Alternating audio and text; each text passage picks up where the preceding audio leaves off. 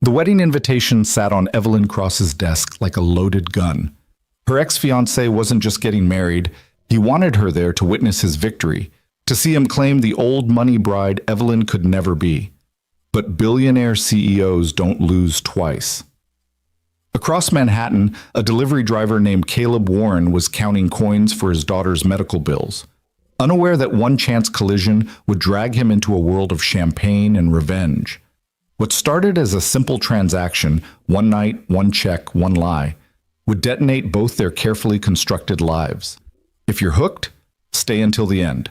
Like this video and comment what city you're watching from so I can see how far this story travels. The Manhattan skyline cut sharp against the November dusk, all glass and ambition, as Evelyn Cross stood at her corner office window 23 floors above the chaos. Her reflection stared back, slate gray suit tailored to intimidate, dark hair pulled into a knot so tight it could have been a dare. At 34, she'd built Cross Capital into something her father only pretended to understand, a legacy that didn't need his name attached to survive. The wedding invitation mocked her from the center of her otherwise pristine desk. Mr. Damian Caldwell and Ms. Victoria Hartford Stone request the honor of your presence. Evelyn's jaw tightened. Damian, her ex-fiancé, the man who'd walked out 18 months ago with a speech about incompatibility that really meant she'd chosen boardrooms over garden parties one too many times. Now he was marrying into Hartford money, the kind of family that made Evelyn's billions look like new paint on old wood. And he wanted her there, wanted her to watch. Bastard, she whispered to the empty room. Her assistant's voice crackled through the intercom. Miss Cross, your 4 o'clock is waiting. Evelyn didn't move. Cancel it. It's the Meridian deal. They flew in from Singapore. Then they can fly back. She pressed the button harder than necessary. Clear my calendar for the rest of the week. All of it. Silence. Then carefully, is everything all right? Evelyn's finger hovered over the intercom. Maya had been with her for 6 years, long enough to know when the ice was cracking. I'm going to a wedding, she said flatly, and I need a date. She heard Maya's sharp intake of breath. Everyone in the office knew about Damien, about the engagement that ended in carefully worded press releases and Evelyn's month-long disappearance to the London office. I'll contact the agency we used for the charity gala. No. Evelyn turned from the window, her heels clicking against marble as she moved to her desk. No actors, no models, no one who'll smile too wide for the cameras. She picked up the invitation, felt the weight of its expensive cardstock. I need someone real. Real, Maya repeated, like she was translating a foreign language. Someone who doesn't give a damn about Damian Caldwell or Hartford money or any of this. Evelyn gestured at her office, at the view, at the empire she'd bled to build. Someone who won't perform. The intercom went quiet for 3 full seconds. I'll see what I can do. But Evelyn was already walking toward the elevator, the invitation crushed in her fist. She didn't have a plan. Didn't have anything except the hollow ache in her chest and the certainty that she'd rather burn her reputation to ash than let Damian Caldwell watch her show up alone. Across town, Caleb Warren was having the kind of day that made a man question his life choices. His delivery van, a piece of rust held together by prayers and duct tape, had died on 3rd Avenue during rush hour. Again. The temp agency called to say his afternoon route was reassigned. Again. And the envelope from Mia's audiologist sat unopened on his passenger seat because he already knew what it said. More appointments, more equipment, more money he didn't have. He was 32 years old, and he was drowning. Come on, baby, he muttered, turning the key one more time. The engine coughed, sputtered, and fell silent. Behind him, horns blared in a symphony of New York impatience. Caleb dropped his forehead against the steering wheel.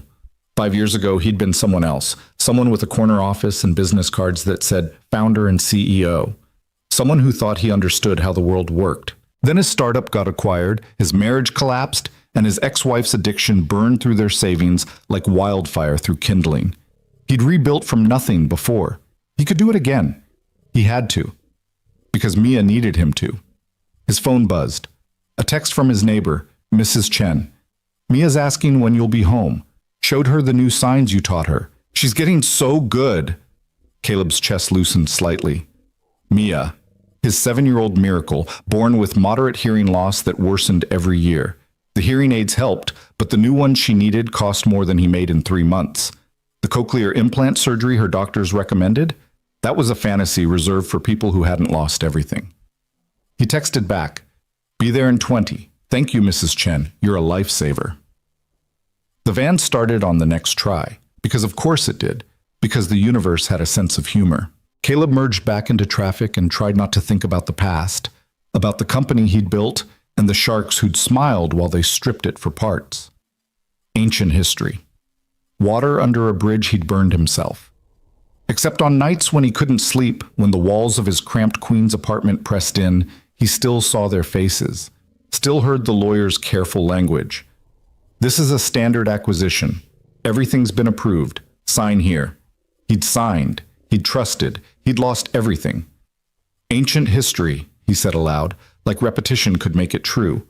But the truth had a way of finding you, whether you were ready or not. The collision happened because Evelyn wasn't watching where she was going. She'd left the office without a destination, just walked until the fury in her chest turned to something colder. Her driver trailed her at a discreet distance. She'd waved him off twice as she moved through the evening crowds of Midtown. People parted around her automatically. They always did. Something about her face, about the set of her shoulders, made strangers step aside. She was so focused on the pavement, on putting one foot in front of the other, that she didn't see the man carrying the massive box until they collided. The impact sent papers flying. Evelyn stumbled, caught herself against a building, and looked up to find a stranger on his knees gathering scattered documents. The box he'd been carrying lay on its side, contents spilling across the sidewalk. "I'm sorry," he said without looking up. "Wasn't watching, damn it!" A folder skidded toward the gutter. He lunged for it. Evelyn should have kept walking, should have let her driver handle it, or just disappeared into the crowd. But something in his voice, the exhaustion, the defeat, made her kneel down and grab the folder before it reached the street. "Here." She held it out. He looked up, and their eyes met. Later, Evelyn would struggle to explain what happened in that moment. It wasn't attraction. Not yet. It was recognition of something she couldn't name. This man, with his worn jacket and calloused hands and eyes the color of winter storms, looked at her like she was just another person on a crowded sidewalk. Not a CEO, not a cross, just someone who'd helped him pick up papers. "Thanks," he said, taking the folder. His fingers brushed hers. "I'm usually more coordinated. Long day." "I know the feeling." Evelyn heard her own voice, cool and controlled, and hated it. She bent to collect more papers. Financial statements, she noted automatically, along with medical bills and something that looked like a custody agreement. "You don't have to." He reached for the documents, but she'd already read enough. Mia Warren, age 7, bilateral sensorineural hearing loss. Their hands touched over a sheet detailing cochlear implant costs. Caleb pulled back like he'd been burned, his jaw tight. "Those are private." "I wasn't reading them." The lie came easy. Evelyn handed him the stack. "I'm sorry for running into you." He studied her face for a long moment, and Evelyn had the unsettling sensation of being truly seen for the first time in months. "You're the one in the suit," he said finally. "I'm the one who should have been paying attention." He stood, offering his hand. "Caleb Warren." She hesitated. The smart move was to leave. Thank him, walk away, forget this ever happened. But the invitation was still in her pocket, and Damien's face was still in her mind, and this stranger with his medical bills and kind eyes was still looking at her like she mattered. Evelyn took his hand. Evelyn Cross. Recognition flickered across his features. Not awe, just acknowledgement. The CEO. Among other things. She released his hand. Around them, the sidewalk crowd flowed like water around rocks. "What's in the box?" Caleb glanced down at the overturned container. "Client documents. I do delivery runs for a legal firm." His smile was brief, self-deprecating. "Glamorous, I know." "Honest work." Evelyn surprised herself by meaning it. Honest and broke are pretty much synonyms. He bent to reload the box, and Evelyn found herself helping despite the stares from passers-by. A cross-capital CEO on her knees on a Manhattan sidewalk, handling someone else's paperwork. When the box was repacked, Caleb straightened and looked at her again. Really looked. You okay? The question caught her off guard. Why wouldn't I be? Because you look like you're about to murder someone, and I'm pretty sure it's not me. His expression was gentle, not mocking. Bad day in the billionaire business? Evelyn should have been offended, should have frozen him out with the look that made board members sweat.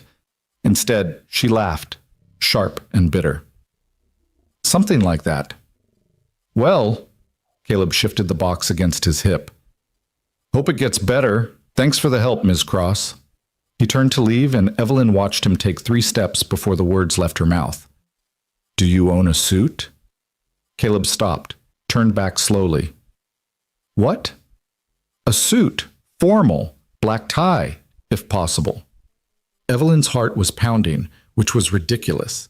She'd negotiated billion-dollar deals without breaking a sweat, but asking a stranger for a favor made her pulse spike. Yeah, somewhere. His eyes narrowed. Why? Evelyn pulled the invitation from her pocket, looked at it, looked at Caleb Warren with his delivery box and his tired eyes and his complete lack of pretense, made a choice. How would you like to make $50,000? Muss. The coffee shop Caleb chose was a hole in the wall in Hell's Kitchen, the kind of place where the espresso was strong enough to strip paint and the tables wobbled. Evelyn sat across from him in a booth that had seen better decades, her driver waiting outside with an expression of profound disapproval. Let me get this straight, Caleb said slowly, his hands wrapped around a mug of black coffee. You want to pay me $50,000 to be your date to your ex-fiance's wedding? Yes. That's it? Just show up and stand next to you? Essentially. Evelyn kept her voice level. 1 evening, 6 hours, maybe 7. You'll need to be comfortable in formal settings, able to make small talk, and willing to let people assume we're together. Caleb leaned back and the booth creaked. This is insane. It's practical. He stopped, shook his head. Why me? You could hire an actor, a model, someone who actually knows how to work a room.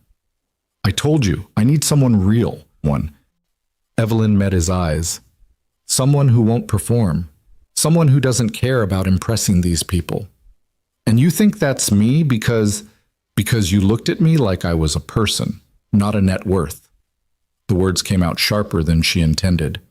Evelyn forced herself to breathe. I need someone who can stand in a room full of sharks and not pretend to be one. Caleb studied her over the rim of his mug.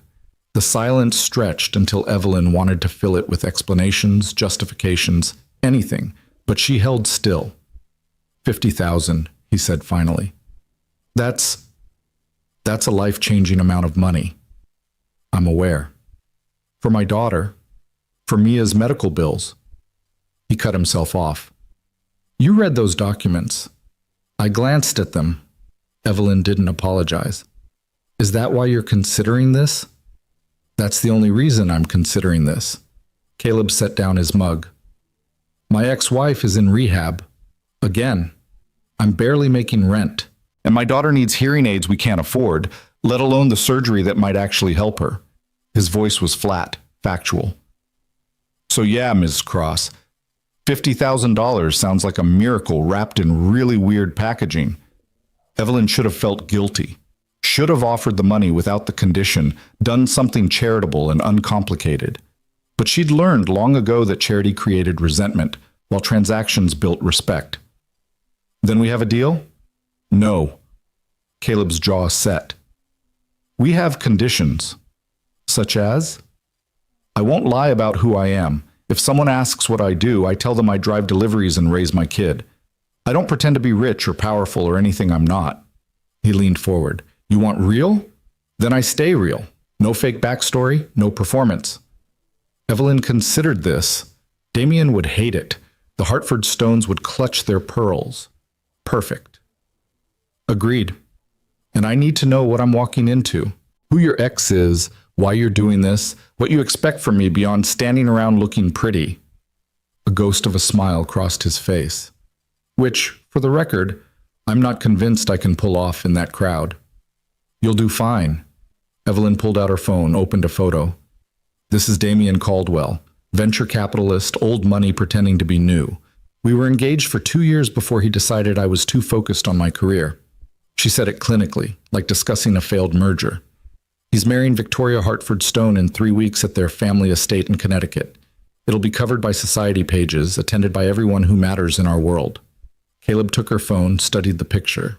Damien in a tuxedo at some gala, his arm around a blonde woman who sparkled with jewelry. He looks like he irons his personality. Evelyn surprised herself by laughing. That's accurate. And you want me there to... What? Make him jealous? Prove you've moved on. I want to not show up alone. The honesty felt like bleeding. I want to walk into that wedding with someone who doesn't need his approval or his world. Someone who... She stopped. Someone who won't fold, Caleb finished quietly. Someone who'll stand there and not blink when they judge him for being less than them. Their eyes met, and Evelyn felt that same strange recognition from the sidewalk. This man understood, not because he'd lived her life, but because he'd lived through his own version of being weighed and dismissed. Yes, she said, exactly that. Caleb was quiet for a long moment. The coffee shop noise swirled around them.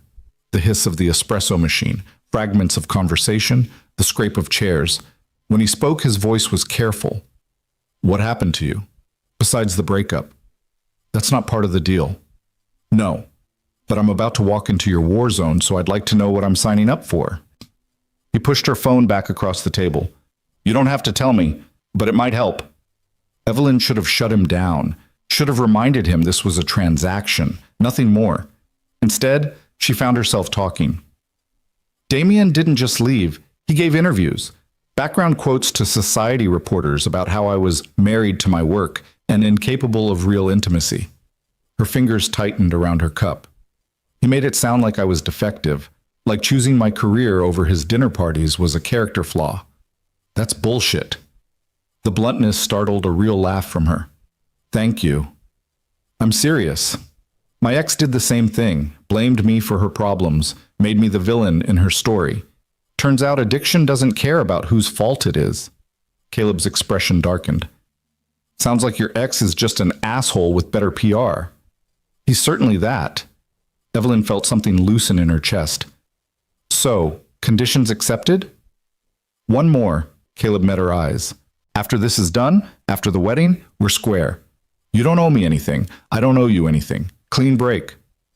It should have been easy to agree. This was temporary, a single night, nothing more. But the words stuck in Evelyn's throat. Why? Because $50,000 is enough to change my life, but not enough to sell it. His voice was gentle but firm. I won't become someone's project or charity case. We do this thing, you write the check, and we both walk away. Deal? Evelyn extended her hand across the wobbling table. Deal. Caleb's palm was warm and calloused against hers.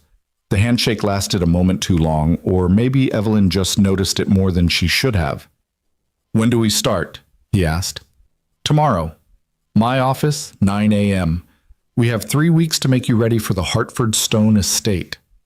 Evelyn stood, and immediately the coffee shop felt smaller. Don't be late. Yes, ma'am. The hint of humor in his voice made it not quite mockery.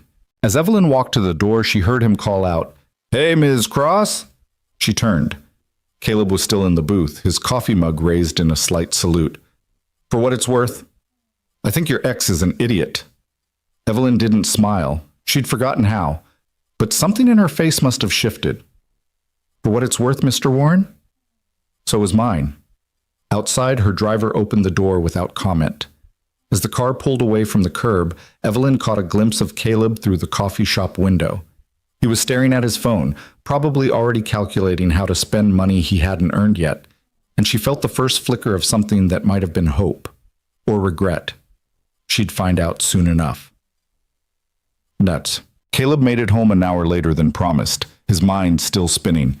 $50,000. The number felt obscene, impossible, like something from a dream he'd wake up from any minute. Mrs. Chen met him at the apartment door, Mia asleep against her shoulder. Long day? The elderly woman whispered in her accented English. You have no idea. Caleb took his daughter carefully, felt her warm weight settle against his chest. Mia's hearing aids were out, sitting in their case on Mrs. Chen's kitchen counter. Without them, she was in her own silent world, vulnerable and small. Thank you. I don't know what I'd do without you. You'd manage. You always do. Mrs. Chen patted his arm. She ate dinner, did her homework. Smart girl, your Mia. Too smart for her own good sometimes. Caleb managed a real smile. What do I owe you for this week? We'll talk Friday. You need rest, Caleb. You look like death. Flatterer? But he didn't argue as he carried Mia across the hall to their apartment. Inside, everything was exactly as he'd left it. Small, clean, carefully maintained. The living room doubled as his bedroom, his mattress folded against the wall during the day. Mia's room was barely big enough for her twin bed and dresser, but he'd painted it her favorite color, hung glow-in-the-dark stars on the ceiling. Made it hers. He tucked her into bed, smoothed her dark hair back from her face. She stirred, cracked one eye open. Daddy? Right here, sweetheart. He signed it automatically, even though she couldn't see clearly in the dark. Love you. Her voice was slightly too loud, the way it always was when she couldn't hear herself. Love you more. Caleb kissed her forehead and waited until her breathing evened before leaving the room. In the tiny kitchen, he made instant ramen because it was cheap and fast. While it cooked, he pulled out his phone and Googled Evelyn Cross. The search results were immediate and overwhelming. Cross Capital, Forbes 500. Youngest female CEO in finance. Photos of Evelyn at galas, at conferences, always alone or with business associates, never quite smiling. Articles analyzing her management style, her ice queen reputation, her meteoric rise after her father stepped back from day-to-day operations. Then he found the engagement announcement from 3 years ago. Evelyn and Damien Caldwell, looking like they'd been photoshopped into each other's lives. The breakup coverage was more subtle, carefully worded society column pieces about mutual decisions and diverging paths. Caleb read between the lines, saw what Evelyn had told him confirmed in print. Damien's subtle campaign to paint her as cold, unfeeling, too ambitious, the kind of character assassination that stuck because it confirmed what people already wanted to believe about successful women. Asshole, he muttered. His ramen boiled over. Caleb swore, turned down the heat, and forced himself to stop researching. He had 3 weeks to prepare for a world he'd left behind 5 years ago. 3 weeks to remember how to stand in a room full of money and power and not feel like an imposter. Except he wasn't an imposter. He'd been one of them once, built something from nothing, attracted investors, made Forbes' 30 under 30 list. He'd been Caleb Warren, CEO, before he was Caleb Warren, delivery driver and single dad. He'd also been naive enough to trust the wrong people. Caleb ate his ramen standing at the counter, thinking about acquisition contracts and shell companies and lawyers who'd smiled while they gutted his life's work.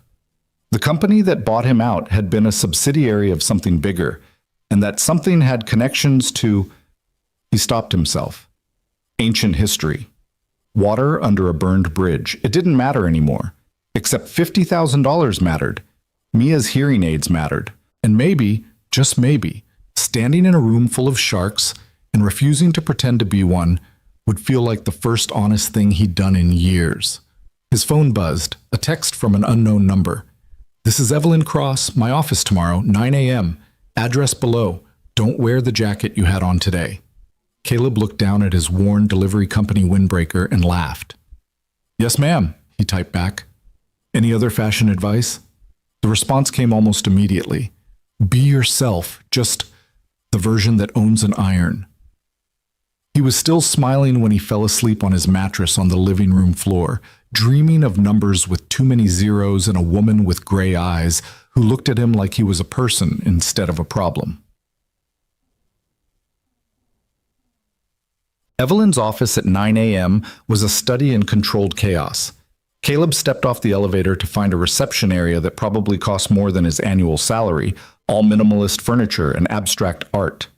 The receptionist, a young woman with perfect hair and a smile that didn't reach her eyes, looked him up and down with barely concealed doubt. I'm here to see Ms. Cross, Caleb said, fighting the urge to check if his shirt was tucked in. He'd ironed it twice. Name? Caleb Warren. The receptionist's fingers flew over her keyboard. Her eyebrows rose fractionally. Go right in. Last door at the end. The walk down the hallway felt like running a gauntlet. Glass-walled offices on either side, full of people in suits who looked up as he passed. Caleb kept his eyes forward, his shoulders back. You belong here, he told himself. You used to belong in places like this. Evelyn's door was open. She stood at her desk, phone to her ear, and gestured him in without looking up. I don't care about the optics, Richard. The Meridian deal is structured exactly how I want it. If they can't accept our terms, they can find another capital firm. She paused. Because I said so. That's why. She ended the call and finally looked at Caleb. Today her suit was charcoal, her hair down instead of pulled back. It softened her face, made her look almost approachable. Almost. You're on time, she said. Good. Military habit. The lie came easy. Caleb had never served, but people rarely questioned it. Sit. Evelyn gestured to the chair across from her desk. We need to establish parameters. For the next hour, she laid out the plan with the precision of a military operation.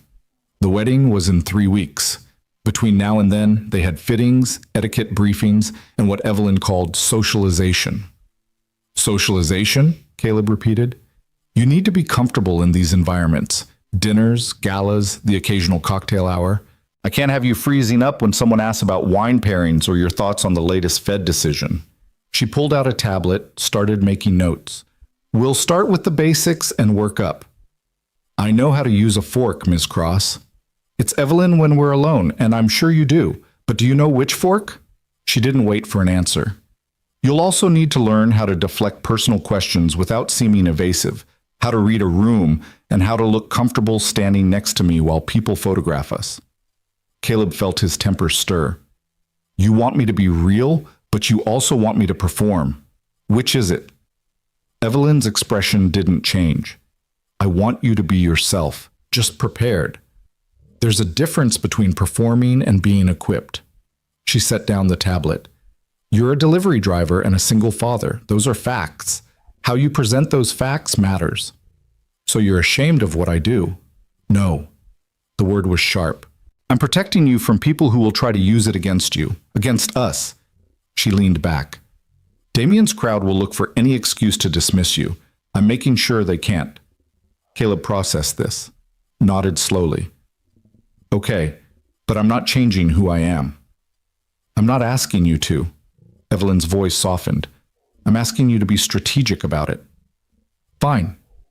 When do we start? Now. She stood, grabbed her coat. We have a fitting at noon, dinner reservations at 8. In between, you're going to tell me about yourself. Real information, not a resume.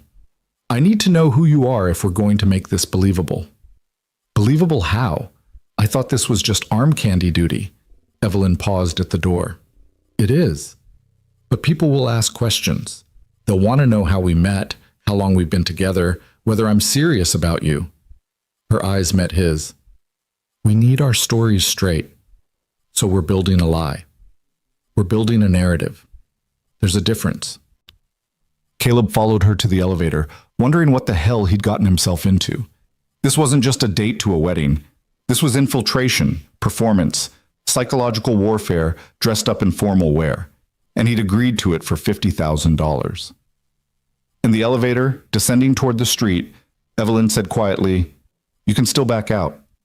I'll pay you for your time today, and we'll call it even. Caleb looked at her, really looked, saw past the perfect suit and controlled expression to the tension in her jaw, the way her fingers gripped her phone too tight, saw someone who was terrified of being humiliated again, but too proud to admit it. I'm not backing out, he said. But you're buying lunch. The corner of her mouth twitched. It wasn't quite a smile, but it was close. Deal. The suit fitting was an education in discomfort. The tailor, an elderly Italian man named Enzo, who seemed personally offended by Caleb's current wardrobe, measured him with the intensity of a surgeon. Evelyn sat in a velvet chair nearby, scrolling through her phone, but occasionally offering opinions. The shoulders need to be sharper, she said without looking up. And take in the waist more. Enzo hummed agreement, pins bristling from his mouth as he adjusted fabric. Caleb stood very still on the platform, trying not to feel like a mannequin. This is a Tom Ford, Enzo said reverently, smoothing the jacket. Beautiful fabric, Italian wool, hand-stitched. You take care of this suit, it lasts lifetime. It costs more than my car, Caleb muttered. Your car, Evelyn said dryly, is held together with hope and bad decisions. This suit is an investment. In what? One night at a wedding. In looking like you belong. She finally glanced up. How does it feel? Caleb caught his reflection in the three-way mirror and barely recognized himself. The suit transformed him, made him look like the man he used to be. Sharp, powerful, dangerous even. It feels like a costume. Good, that's what we're going for. Evelyn stood, walked over to him. She adjusted his collar with practiced fingers, and Caleb caught a whiff of her perfume, something subtle and expensive. You wear power like you've worn it before, she said quietly, echoing something she'd noticed earlier. Why? Told you. Military. You're lying. Her eyes met his in the mirror. I don't care about your past, Caleb, but I need to know if there are surprises waiting. The truth sat on Caleb's tongue, heavy and complicated. He'd signed NDAs, settlement agreements, walked away from his old life with nothing but Mia and his pride. Telling Evelyn meant opening doors he'd nailed shut, but she was looking at him with those sharp gray eyes, and he was tired of lying. I used to run a tech startup, he said. Built it from nothing, got investors, made Forbes 30 under 30. 5 years ago, a bigger company acquired us. Standard deal, or so I thought. He felt Enzo's hands pause on his shoulders. Turned out the acquisition was a trap. They gutted the company, fired everyone, and buried the tech. I tried to fight it, but the contracts were airtight. Lost everything. Evelyn's expression didn't change, but something flickered in her eyes. What was the company called? Helix Systems. We did data analytics for supply chain optimization. He laughed bitterly. Probably doesn't sound like much, but we were onto something real. Had contracts with 3 Fortune 500s, another dozen in the pipeline. And the company that acquired you? TechCore Solutions, subsidiary of some holding company. I never found out who really owned it. Caleb met her eyes. Doesn't matter now. Ancient history. But Evelyn's face had gone very still. TechCore Solutions. You know them? She stepped back. I need to make a call. Enzo, we're done here. Send the bill to my office. Before Caleb could respond, she was gone, striding toward the shop's exit with her phone already at her ear. Enzo watched her go, then looked at Caleb with sympathetic eyes. Women, he said philosophically, removing the pins. Always mysterious. But Caleb didn't think mystery was the right word for whatever had just happened. Evelyn hadn't looked mysterious. She'd looked stricken. She didn't return his calls for the rest of the day. Caleb picked up Mia from school, made dinner, helped with homework, and tried not to obsess over Evelyn's sudden disappearance. Maybe she'd changed her mind. Maybe the whole thing was off. Maybe... His phone rang at 9 p.m. after Mia was asleep. Evelyn's name on the screen. We need to meet, she said without preamble. Tonight. It's 9 o'clock. I have a kid.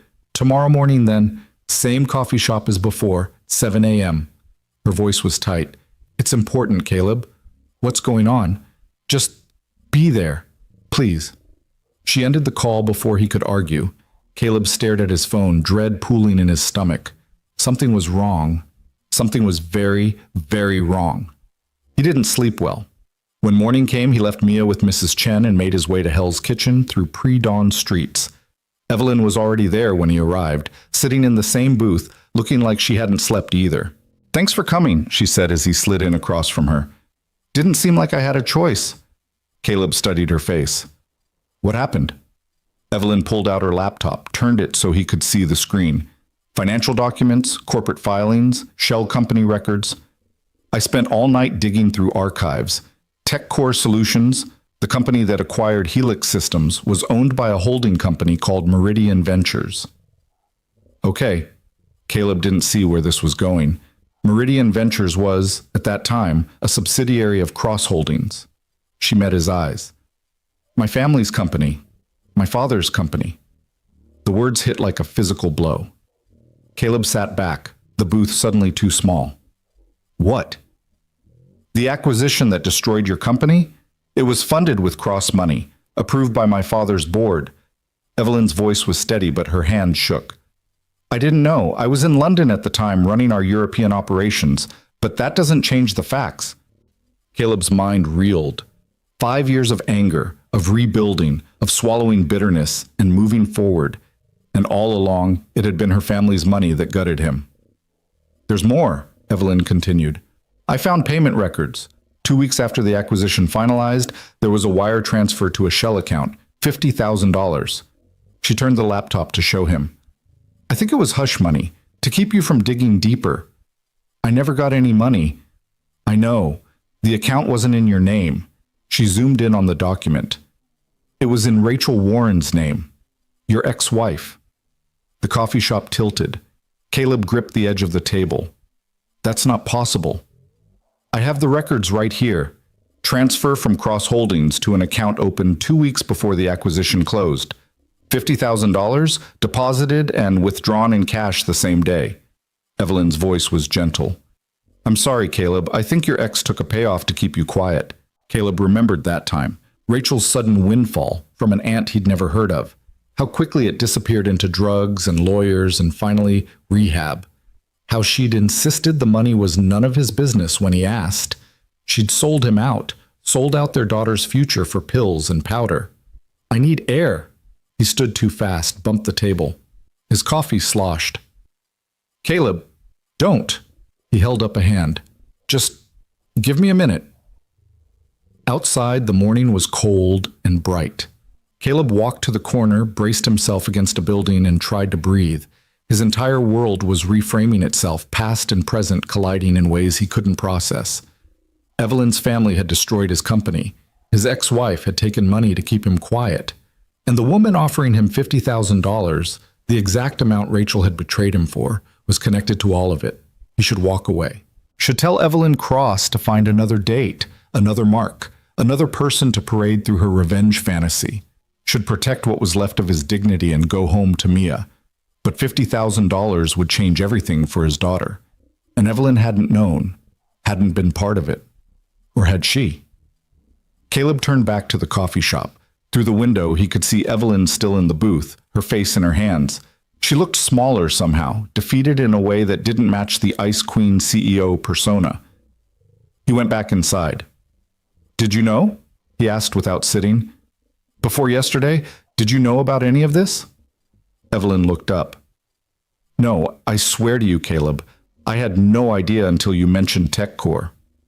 Her eyes were red-rimmed. But that doesn't make it okay. My father's company still did this. My family's money still destroyed yours. What are you going to do about it? I don't know. She laughed bitterly. Confront my father, I guess. Demand answers. Not that it'll change anything. Caleb sat down slowly. The deal. The $50,000. Is that guilt money? No. Evelyn's voice was fierce.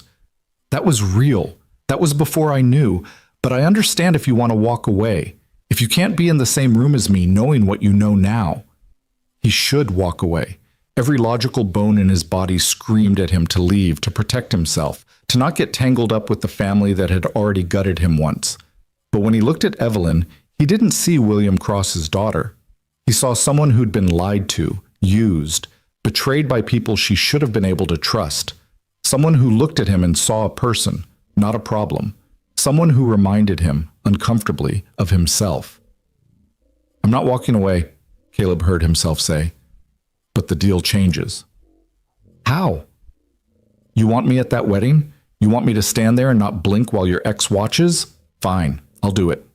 He leaned forward. But when this is over, you help me figure out what really happened with Helix. You use your resources, your connections, your family name, and you help me get answers. Real answers. Evelyn's eyes widened. Caleb, that could take months, years even, and there's no guarantee. That's the deal. Take it or leave it. She studied him for a long moment. Then she extended her hand across the table. Deal. This handshake felt different from the first one, more like a pact than a transaction, more like the beginning of something neither of them understood yet. We start prep tomorrow, Evelyn said, releasing his hand. But today, I need to have a conversation with my father. Want backup? From you? She almost smiled. That would certainly make an impression. I'm serious. If you're walking into a fight, you shouldn't do it alone. Something shifted in Evelyn's expression, surprise maybe, or gratitude. You barely know me. I know enough. Caleb stood. Besides, I kind of want to look William Cross in the eye. That might be the worst idea you've ever had. Probably. He offered his hand to help her up. But you're going anyway, right? Evelyn took his hand, let him pull her to her feet. Right. Then let's go. They left the coffee shop together, stepping into morning sunshine that felt too bright for the darkness they were walking toward. In 3 weeks, they'd stand together at Damien Caldwell's wedding, performing a fiction for cameras and society pages. But right now, walking toward the Cross Holdings Tower with shoulders squared and jaws set, they weren't performing at all. They were just two people who'd been betrayed by their pasts, refusing to let those pasts win. And that, Caleb thought, was the most honest thing he'd done in 5 years. The elevator ride to William Cross's executive floor felt like ascending toward a reckoning. Evelyn stood rigid beside Caleb, her finger hovering over the button marked P for Penthouse Suite. The offices of Cross Holdings occupied the top 3 floors of the building, her father's empire spread across glass and steel like a monument to ambition. Last chance to reconsider, she said without looking at him. Caleb watched the numbers climb. You trying to protect me or yourself? Both, maybe. The elevator chimed at floor 47. My father doesn't lose arguments gracefully. Neither do I. The doors opened onto a reception area that made Evelyn's office look modest. Marble floors, original artwork that probably cost more than most houses, and a receptionist who looked like she'd been hired to intimidate visiting dignitaries. The woman's eyes widened fractionally at the sight of Evelyn. Ms. Cross, I wasn't informed you were coming. Is he in? Evelyn strode past without waiting for an answer. Yes, but he's on a call with Tokyo. He'll make time. Evelyn pushed through the heavy oak doors to her father's office, and Caleb followed before security could materialize. William Cross sat behind a desk the size of a small boat, phone pressed to his ear, eyes narrowing as his daughter entered uninvited. He was 72 but looked a decade younger, all silver hair and tailored menace, the kind of man who'd built empires by stepping on throats and calling it progress. I'll call you back, he said into the phone, his gaze sliding to Caleb. We have a situation. He ended the call with deliberate slowness, set the phone down, folded his hands. Evelyn, what an unexpected pleasure. The words dripped with anything but pleasure. And you've brought a guest. This is Caleb Warren, Evelyn said, her voice ice cold. Does that name mean anything to you? William's expression didn't change, but something flickered in his eyes. Recognition, maybe, or calculation. Should it? Helix Systems, Tech Core Solutions, Meridian Ventures. Evelyn pulled a folder from her bag, dropped it on his desk. Ring any bells? William opened the folder, scanned the contents without visible reaction. When he looked up, his face was carved from stone. You went through sealed corporate records. I went through my company's records. Cross Holdings may have your name on the door, but I run operations now. Evelyn leaned forward, palms flat on his desk. Tell me you didn't know. Tell me this was some rogue subsidiary acting without authorization. I don't owe you explanations about business decisions made 5 years ago. This wasn't business. This was theft.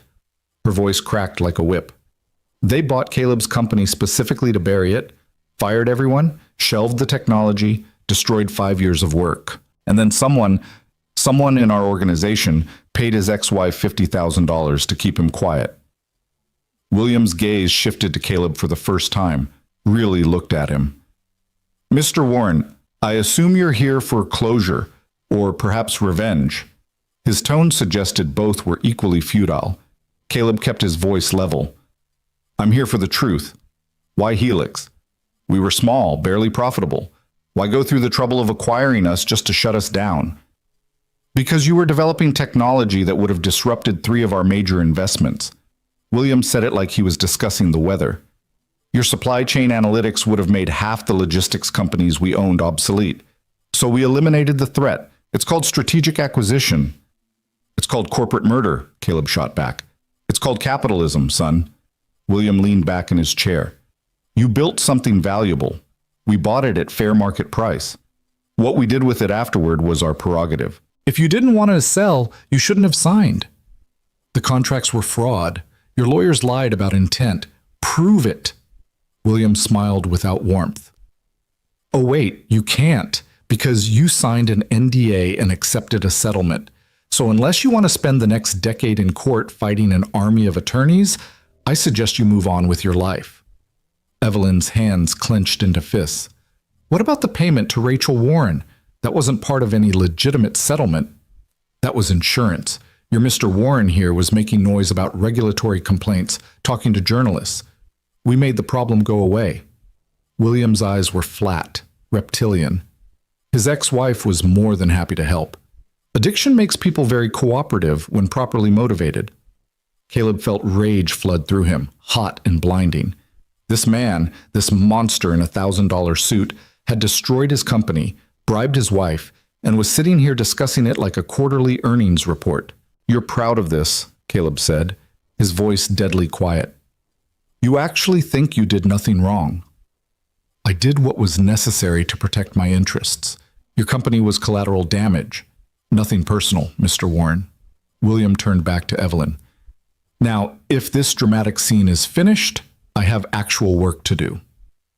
I'm calling the board, Evelyn said. I'm going to tell them everything. The shell companies, the fraudulent acquisition, the payments. You'll do no such thing. William stood, and despite his age, he moved like a predator. That board answers to me. They've answered to me for 40 years. You think they'll choose you over the man who made them all rich? He walked around the desk, stopped inches from his daughter.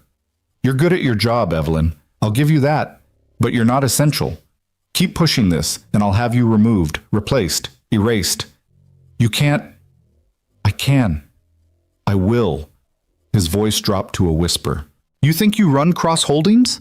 You manage it. I built it, and I can tear down anything you've built just as easily. Evelyn's face had gone pale, but she didn't step back. Then do it. Call the board. Tell them I'm threatening to expose corporate fraud and see how they react. Because I'm not bluffing, Father. I'll burn this company to the ground before I let it keep operating like this. The silence stretched between them, father and daughter locked in a battle that had probably been building for years. Caleb watched, feeling like an intruder in a war zone. Finally, William smiled. You're more like me than you want to admit. I'm nothing like you. Keep telling yourself that. He returned to his desk, sat down, dismissed them both with his posture. This conversation is over. Get out of my office. Evelyn didn't move. I'm not done. Yes, you are. Because if you push this, I'll make sure Mr. Warren's custody situation becomes very public. Single father, unstable income, accepting large sums from wealthy women. I wonder what a family court judge would make of that. William's smile was a knife. Play your cards right, Evelyn, and walk away, or I'll destroy both of you. The threat hung in the air like poison gas. Caleb felt his chest tighten. Mia. This bastard was threatening Mia. Don't, Caleb said, stepping forward. Don't you dare bring my daughter into this. Then take your wounded pride and leave. Both of you. William waved his hand dismissively. This is boring me. Evelyn grabbed Caleb's arm before he could do something stupid. Her fingers dug in hard enough to bruise. Come on, we're leaving. Like hell. Now, Caleb. She pulled him toward the door, her face a mask. This isn't over, Father. Not even close. It never is with you, William called after them. You always did have trouble knowing when you were beaten. They made it to the elevator before Caleb exploded. We can't just let him stop. Evelyn jabbed the button repeatedly. Not here, not where he can hear us. The elevator arrived. They stepped in. The doors closed, and Evelyn sagged against the wall like someone had cut her strings. "I'm sorry," she whispered. "I'm so sorry. I thought if I confronted him, if I had proof, he'd—" She laughed bitterly. "I don't know what I thought. That he'd suddenly develop a conscience?" Caleb watched her crumble and felt his anger shift targets. Not at Evelyn. At the system that let men like William Cross destroy lives and call it business. "He threatened Mia." "I know. If he goes after my daughter, I'll keep—" "He won't." Evelyn straightened and the Ice Queen mask slipped back into place. "He was bluffing, trying to scare us into backing down." "How do you know?" "Because going after your custody would require him to admit Cross Holdings paid off your ex-wife. It would expose exactly what we're threatening to expose." She pulled out her phone, started typing. He's counting on us being too afraid to push back. That's his whole strategy, intimidation and isolation. The elevator descended in silence. Caleb's mind raced through scenarios, contingencies, ways to protect Mia if William Cross decided to make good on his threat. He was so focused on his daughter that he almost missed what Evelyn said next. "I'm going to the SEC." Caleb's head snapped up. "What?" "The Securities and Exchange Commission. I'm filing a complaint about Cross Holdings acquisition practices. Fraudulent intent, shell company manipulation, all of it." Her fingers flew across her phone screen. "It'll take months to investigate, maybe years, but it'll force everything into the open. That'll destroy your company. Parts of it, yes, the parts that deserve to be destroyed." Evelyn met his eyes. "You asked what I was going to do about this. That's my answer. I'm choosing to do the right thing, even if it costs me everything." The elevator opened onto the lobby. They walked out into morning sunshine that felt wrong somehow, too bright for the darkness they'd just witnessed. Evelyn's driver pulled up immediately, but she waved him off. "I need to walk," she said. "Clear my head. Figure out my next move." "Your next move is going to the feds?" Caleb fell into step beside her. "Evelyn, think about this. Your father will fight back. He'll use every resource he has. Let him." She strode down the sidewalk like she was marching into battle. "I'm tired of being afraid of him, tired of protecting a legacy built on other people's ruins." She stopped suddenly, turned to face Caleb. "I can't give you back what you lost. I can't undo 5 years of struggle or erase what my family's company did to yours, but I can make sure it doesn't happen to anyone else." Caleb studied her face, saw determination and fear in equal measure. "This is going to get ugly." "It already is ugly. I'm just done pretending it's not." She started walking again. "The wedding is still in 2.5 weeks. I still need you there, unless you want out now that you know the whole truth." "I gave you my word." "Words are cheap. My father proved that today." "Not mine." Caleb caught her arm, made her stop. "I said I'd be there, and I will be. Not for the money anymore. For you. Because you're trying to do the right thing even though it's terrifying." He paused. "And because watching you walk into that wedding after filing federal complaints against your own family, that's going to be one hell of a statement." Evelyn's laugh was shaky. "You have a strange definition of support." "I have a functional definition of revenge," he smiled grimly. "Your ex wanted to watch you lose. Instead, he's going to watch you become the most dangerous person in the room." Something shifted in Evelyn's expression. The fear didn't disappear, but it got pushed aside by something harder, more focused. "Okay, we do this, but we do it right. No half measures, no backing down when it gets difficult." "Agreed. And we start with making you ready for that wedding. Because when we walk in, you're not going to look like arm candy or a hired date. You're going to look like someone who belongs at my side." "I'm a single dad who drives a rust bucket. How exactly?" "By being yourself." Evelyn started walking again, purpose in every step. "By standing in a room full of sharks and refusing to pretend to be one. That's what you said, right? That's what I hired you for." "Technically, you hired me before you knew your family destroyed my life." "Then consider this an upgrade. I'm hiring you to help me destroy them back." She pulled out her phone.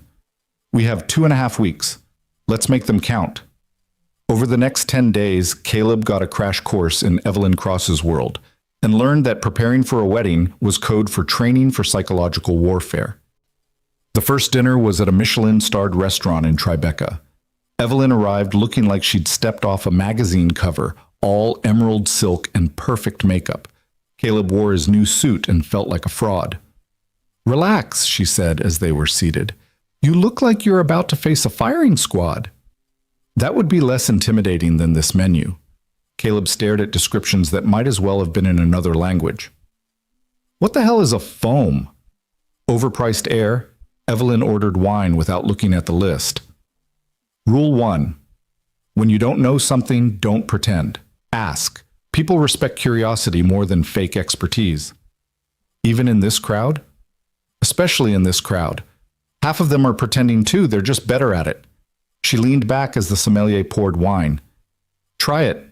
Tell me what you think." Caleb sipped. It tasted like wine. Expensive wine, probably, but wine. "It's good?" "Very diplomatic." Evelyn's lips twitched. "It's a 2015 Burgundy, specifically chosen to pair with the duck confit you're going to order. But it's good works too." "You're making fun of me. I'm teaching you. There's a difference." She set down her glass. Damien's crowd will try to make you feel small by dropping names, brands, obscure references. Your job is to not care. To make it clear that your value isn't tied to knowing which vineyard produced the best Pinot in 2015. "What is my value tied to?" Evelyn met his eyes. "Being real in a room full of people who've forgotten how." They talked through dinner about everything and nothing. Evelyn asked about Mia, her favorite foods, her progress with sign language, whether the new hearing aids were helping. Caleb found himself describing his daughter's laugh, the way she signed "I love you" before bed, how she'd memorized every constellation he'd taught her. "You're a good father," Evelyn said quietly. "I'm a broke father who can barely afford her medical care." "That doesn't make you less good. It makes you human." She pushed food around her plate. "My father gave me everything money could buy. Private schools, tutors, a trust fund that would have set me up for life, but he never asked what I wanted. Never learned to sign "I love you" in any language. Is that why you're doing this? Going after Cross Holdings? Partly. Evelyn set down her fork. But mostly because I looked at you in that coffee shop and saw what my family's business does to real people, and I realized I'd been complicit by staying silent. You didn't know. I should have. I run that company. I sign off on acquisitions, approve budgets, sit in board meetings. I should have asked harder questions. Her voice was tight. I should have been better. Caleb reached across the table, covered her hand with his. The touch surprised them both. You're asking now? That counts. Evelyn stared at their hands for a long moment before pulling away. We should go. You have an early shift tomorrow, and I have meetings all day. But as they left the restaurant, she stumbled on the steps, her heel catching on uneven pavement. Caleb caught her automatically, his arm around her waist, and for 3 heartbeats they stood frozen, close enough that he could see gold flecks in her gray eyes, smell her perfume, feel her breath against his collar. Careful, he said, not letting go. Always. But her voice wavered. They separated slowly. Evelyn smoothed her dress, rebuilt her armor. Thank you. For catching you or for coming to dinner? Both, neither. I don't know. She looked at him with something that might have been longing or might have been fear. This is getting complicated. It was always complicated. No. Before it was transactional. Now it's... She trailed off. Real? Caleb offered. Evelyn's smile was sad. That's the problem. The second dinner was at her penthouse, and Caleb almost turned around when he saw the address. Her building was the kind of place that had a concierge who looked like he earned more than Caleb's annual salary. The elevator required a key. The hallway on the 42nd floor had exactly 2 doors. Evelyn answered in jeans and a sweater, barefoot, looking more human than he'd ever seen her. Come in, I'm cooking. You cook? Don't sound so surprised. I'm full of hidden talents. She led him through a space that was all windows and minimalist furniture into a kitchen that looked like it belonged in a design magazine. I thought we could skip the performance tonight. Just practice being comfortable together. By cooking? By existing in the same space without armor. She handed him a cutting board and vegetables. You chop, I'll handle the stove. And we'll talk like actual people instead of CEO and hired help. They fell into an easy rhythm. Caleb chopped while Evelyn explained what she was making, something with pasta and fresh herbs that smelled incredible. They talked about ordinary things: his childhood in Ohio, her boarding school years in Connecticut, his failed marriage, her failed engagement, the ways they'd both learned to protect themselves from being hurt again. I loved him, Evelyn said suddenly, stirring sauce. Damien, or I thought I did. Looking back, I'm not sure I knew what love was supposed to feel like. What did it feel like with him? Safe, predictable, like checking a box on my life plan. She tasted the sauce, added salt. He fit into my world perfectly. Same background, same education, same understanding of how things worked. I thought that was enough. But it wasn't. No. Because he wanted me to be smaller, to care less about work, to prioritize his career over mine, to become the kind of wife who hosts dinner parties and looks good in photos. She turned off the stove. And when I couldn't do that, he made me feel broken for wanting more. Caleb set down the knife. You're not broken for wanting more. Or, You're human. Tell that to the tabloids. They love Damien's narrative. Ice Queen CEO too cold for love. She laughed bitterly. Maybe they're right. They're not. He moved closer without thinking about it. You're not cold. You're careful. There's a difference.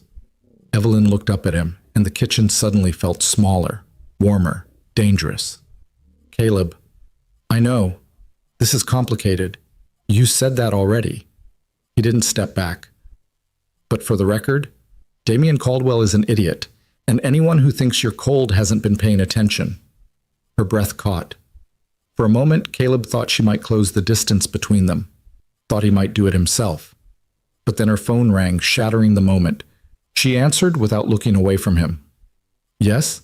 A pause. When? Another pause, longer. I understand. Thank you for the warning. She ended the call. Her face had gone pale. What happened? Caleb asked. That was my lawyer. My father's making his move. She set down the phone with shaking hands. He's calling a board meeting for next week.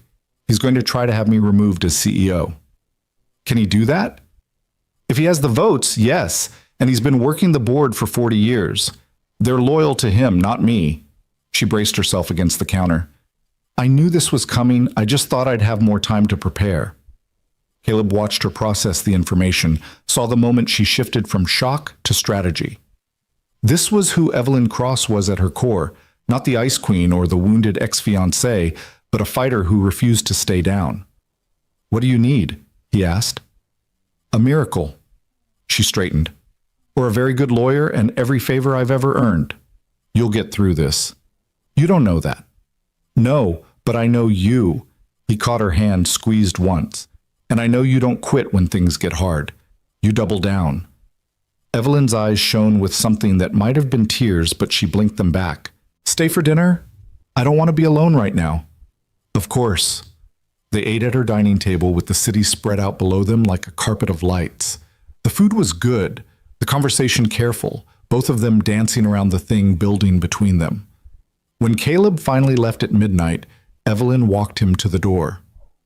Thank you, she said, for being here, for not running when things got messy. Where would I run to? You still owe me a wedding date, he smiled.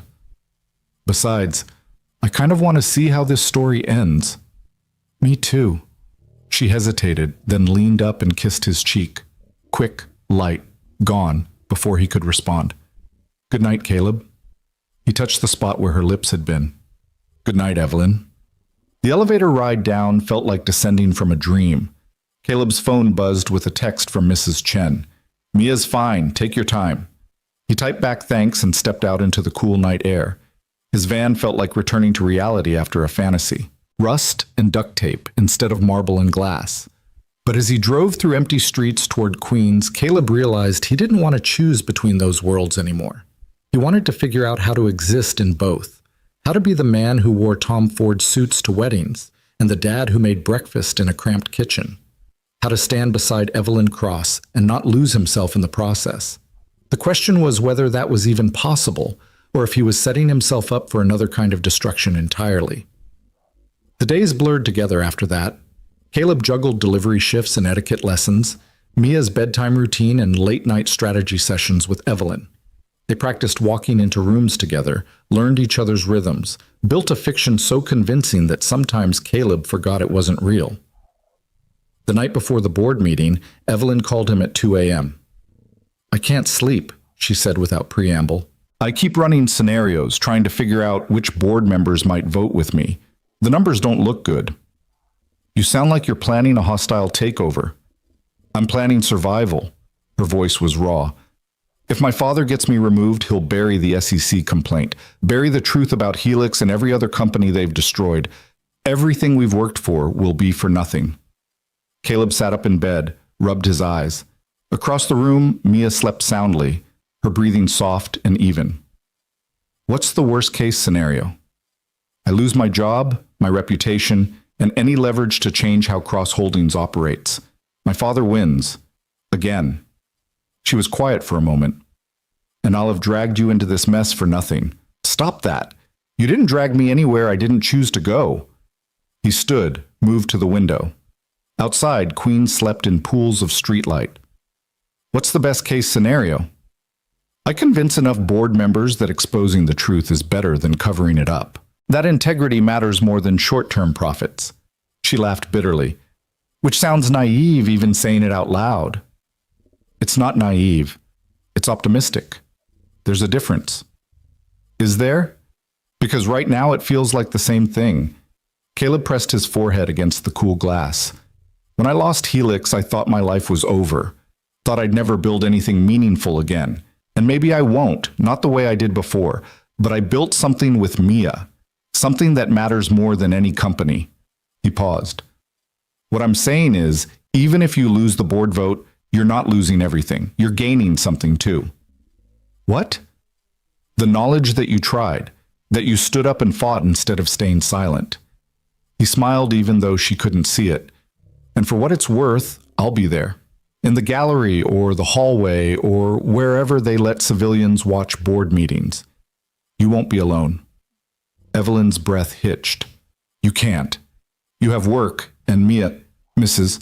Chen owes me about 1,000 favors. She'll watch Mia." He made the decision as he said it.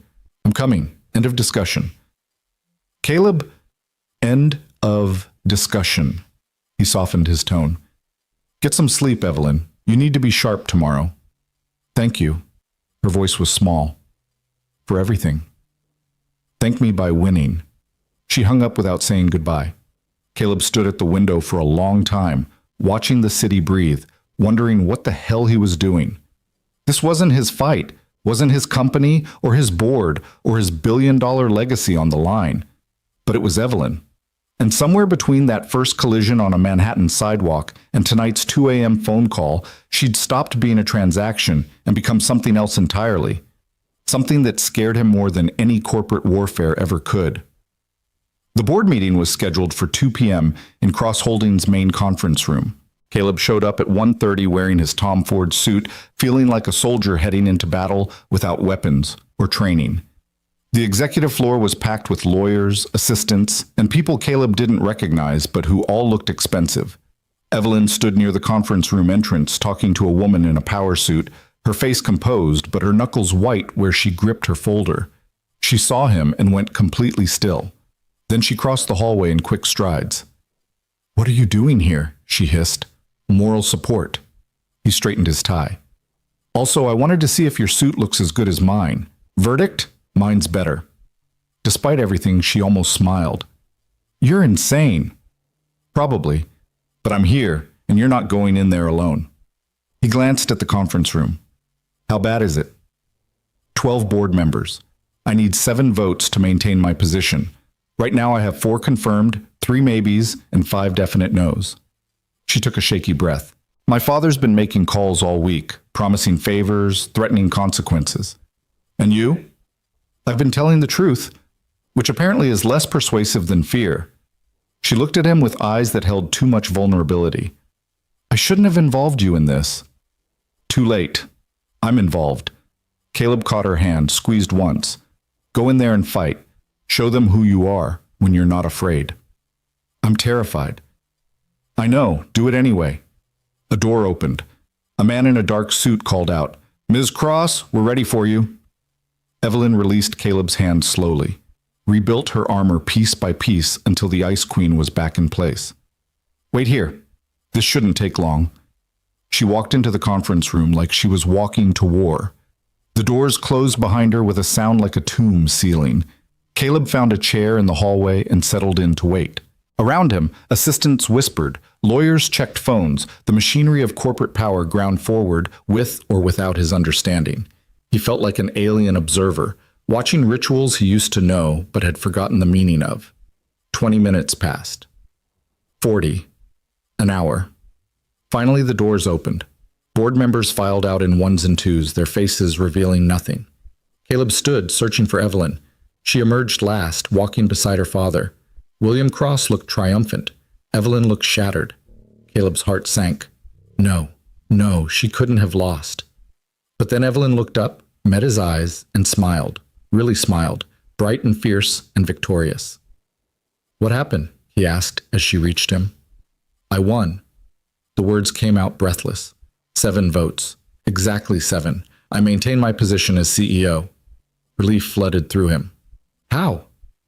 3 board members changed their votes at the last minute, said they'd rather bet on integrity than cover-up, even if it cost them in the short term. She laughed shakily.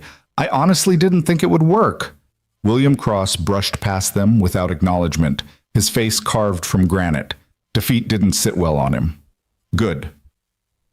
Evelyn watched her father disappear into the elevator, and her smile faded. This isn't over. He'll regroup, try again, come at me from a different angle. But you won today. That's what matters. Caleb wanted to hug her, to celebrate, to do something that acknowledged the enormity of what just happened. Instead, he settled for touching her shoulder. You stood up to him, and won. We won. She covered his hand with hers. I couldn't have done this without you. All I did was show up. That's more than most people do. She looked at him with an expression he couldn't quite read. The wedding is in 4 days. Are you ready? Caleb thought about Damien Caldwell and the Hartford Stones, and a room full of people who would judge him for not knowing the right wines or dropping the right names. Thought about standing beside Evelyn while cameras flashed and society pages whispered. Ready as I'll ever be, he said. Then let's make it count. Evelyn's eyes glittered with something dangerous. Let's show them what real partnership looks like. The 4 days between the board meeting and the wedding passed in a strange blur of normalcy and surreal preparation. Caleb picked up Mia from school, made grilled cheese dinners, helped with math homework about fractions that made his head hurt. But in the gaps between ordinary life, he practiced walking into rooms with Evelyn, learned the names of people he'd never meet again, and tried not to think about how natural it felt to have her hand resting in the crook of his arm. The night before the wedding, Mia caught him staring at his reflection in the bathroom mirror, adjusting his tie for the 100th time. You look fancy, Daddy, she said, her voice carrying that slight flatness that came without her hearing aids. She'd taken them out for bed, was padding around in her favorite penguin pajamas. Caleb knelt down so they were eye level, signed as he spoke. I have to go to a fancy party tomorrow, for work. Mia's nose wrinkled. Parties are boring. This one definitely will be. He smoothed her hair back. But Mrs. Chen is going to take you to the aquarium while I'm gone. You get to see the penguins. Her face lit up. Mia loved penguins with the kind of fierce devotion only 7-year-olds could manage. Real penguins. The realist. He pulled her into a hug, breathed in the kid smell of her shampoo and innocence. I love you, sweetheart. She pulled back, signed the words with careful precision. I love you too. Then, with the brutal honesty of children, is the fancy party with the pretty lady who came here? Caleb's heart skipped. Evelyn had stopped by 3 days ago to drop off some paperwork, had spent 10 minutes talking to Mia about school and stars and whether penguins could fly if they really tried. His daughter had been fascinated, asking questions in the loud, eager voice she used when she couldn't quite hear herself. Yes, he said carefully, Ms. Cross will be there. She's nice. Her eyes are sad, though. Mia tilted her head. Like yours sometimes. Out of the mouths of babes. Caleb forced a smile. People get sad sometimes. It's okay. You should make her not sad. You're good at that. Mia yawned hugely. You make me not sad when I'm worried about my ears. Caleb tucked her back into bed, kissed her forehead, and left her room with his chest tight. His 7-year-old daughter saw things adults spent years trying to hide, saw through Evelyn's armor and his own careful distance to the truth underneath. They were both lonely people pretending not to be. And somewhere in the past 3 weeks, they'd started pretending together. His phone buzzed with a text from Evelyn. Can't sleep, nervous about tomorrow. Is that stupid? He typed back, not stupid, human. Get some rest. Tomorrow we make them all regret underestimating you. Us, she corrected. We make them regret underestimating us. Caleb stared at that word. Us. Like they were a team. Like this was real instead of an elaborate performance scheduled to end the moment the wedding reception finished. He set his phone down without responding and tried to ignore the voice in his head that whispered he was already in too deep to walk away clean. The morning of the wedding dawned cold and bright, the kind of November day that sliced through inadequate jackets and made New Yorkers walk faster. Evelyn's car arrived at Caleb's apartment at noon precisely, the driver stone-faced and professional as always. Ms. Cross asked me to inform you that she'll meet you at the venue, the driver said as Caleb slid into the back seat. She had some last-minute preparations to handle. What kind of preparations? Caleb asked, suddenly nervous. I believe she said something about making an entrance they'll never forget. The driver's lips twitched. Those were her exact words. The Hartford Stone estate was 2 hours north of the city, tucked into Connecticut hills that probably looked picturesque in summer but now seemed barren and vaguely threatening. The driveway alone was half a mile long, winding through naked trees to a mansion that belonged in a period drama. Caleb counted at least 30 windows on the front facade and felt his stomach drop. Jesus, he muttered. First time at the Hartford estate? The driver asked, pulling into a line of vehicles that made Caleb's van look like a child's toy. First time at any estate. Caleb watched valets in actual uniforms directing traffic. This is insane. Weddings usually are, sir. Just remember to breathe and you'll do fine. Easy for him to say. He wasn't about to walk into a Shark Tank wearing $50,000 worth of expectations. The car stopped at the entrance. A valet opened Caleb's door, and he stepped out into chaos barely disguised as elegance. Photographers lined the walkway, cameras clicking at every arrival. Guests and designer everything swept past, dripping jewelry and dismissive glances. Somewhere, a string quartet played something classical and vaguely mournful. Mr. Warren? A young woman with a clipboard materialized at his elbow. I'm Melissa, the wedding coordinator. Ms. Cross asked me to escort you to the prepared room. The what? She'll explain. This way, please. Melissa led him past the main entrance, down a side path to what looked like a converted carriage house. Inside, the space had been transformed into a luxury dressing suite, complete with mirrors, flowers, and Evelyn Cross standing in front of a full-length mirror in a dress that made Caleb forget how to breathe. She turned at his entrance, and the world tilted slightly. The dress was midnight blue, simple and devastating, cut to follow every line of her body without being obvious about it. Her hair was down in soft waves, her makeup subtle except for her lips, which were the exact shade of wine-dark courage. You're staring, she said, but she was smiling. You're worth staring at. The words came out before Caleb's brain could filter them. Evelyn's cheeks flushed. You clean up well yourself. She gestured to Melissa, who discreetly left them alone. I wanted to see you before we go in. Make sure we're on the same page. Which page is that? The one where we walk in there together and remind everyone that I don't need their approval to be happy. She adjusted his tie, her fingers steady despite the nerves in her eyes. The one where you stand beside me and don't apologize for who you are or where you came from. I wasn't planning to apologize. Good. Because Damien's going to try to make you feel small. His mother will ask invasive questions disguised as polite conversation. Victoria's father will evaluate you like livestock. Evelyn met his eyes. And I need you to remember that their opinions mean nothing, that you're worth 10 of any of them. Caleb caught her hands. Are you trying to convince me or yourself? Both, maybe. She laughed shakily. I keep wondering what we're doing here. Why I thought this was a good idea. Because you deserve to show up on your own terms.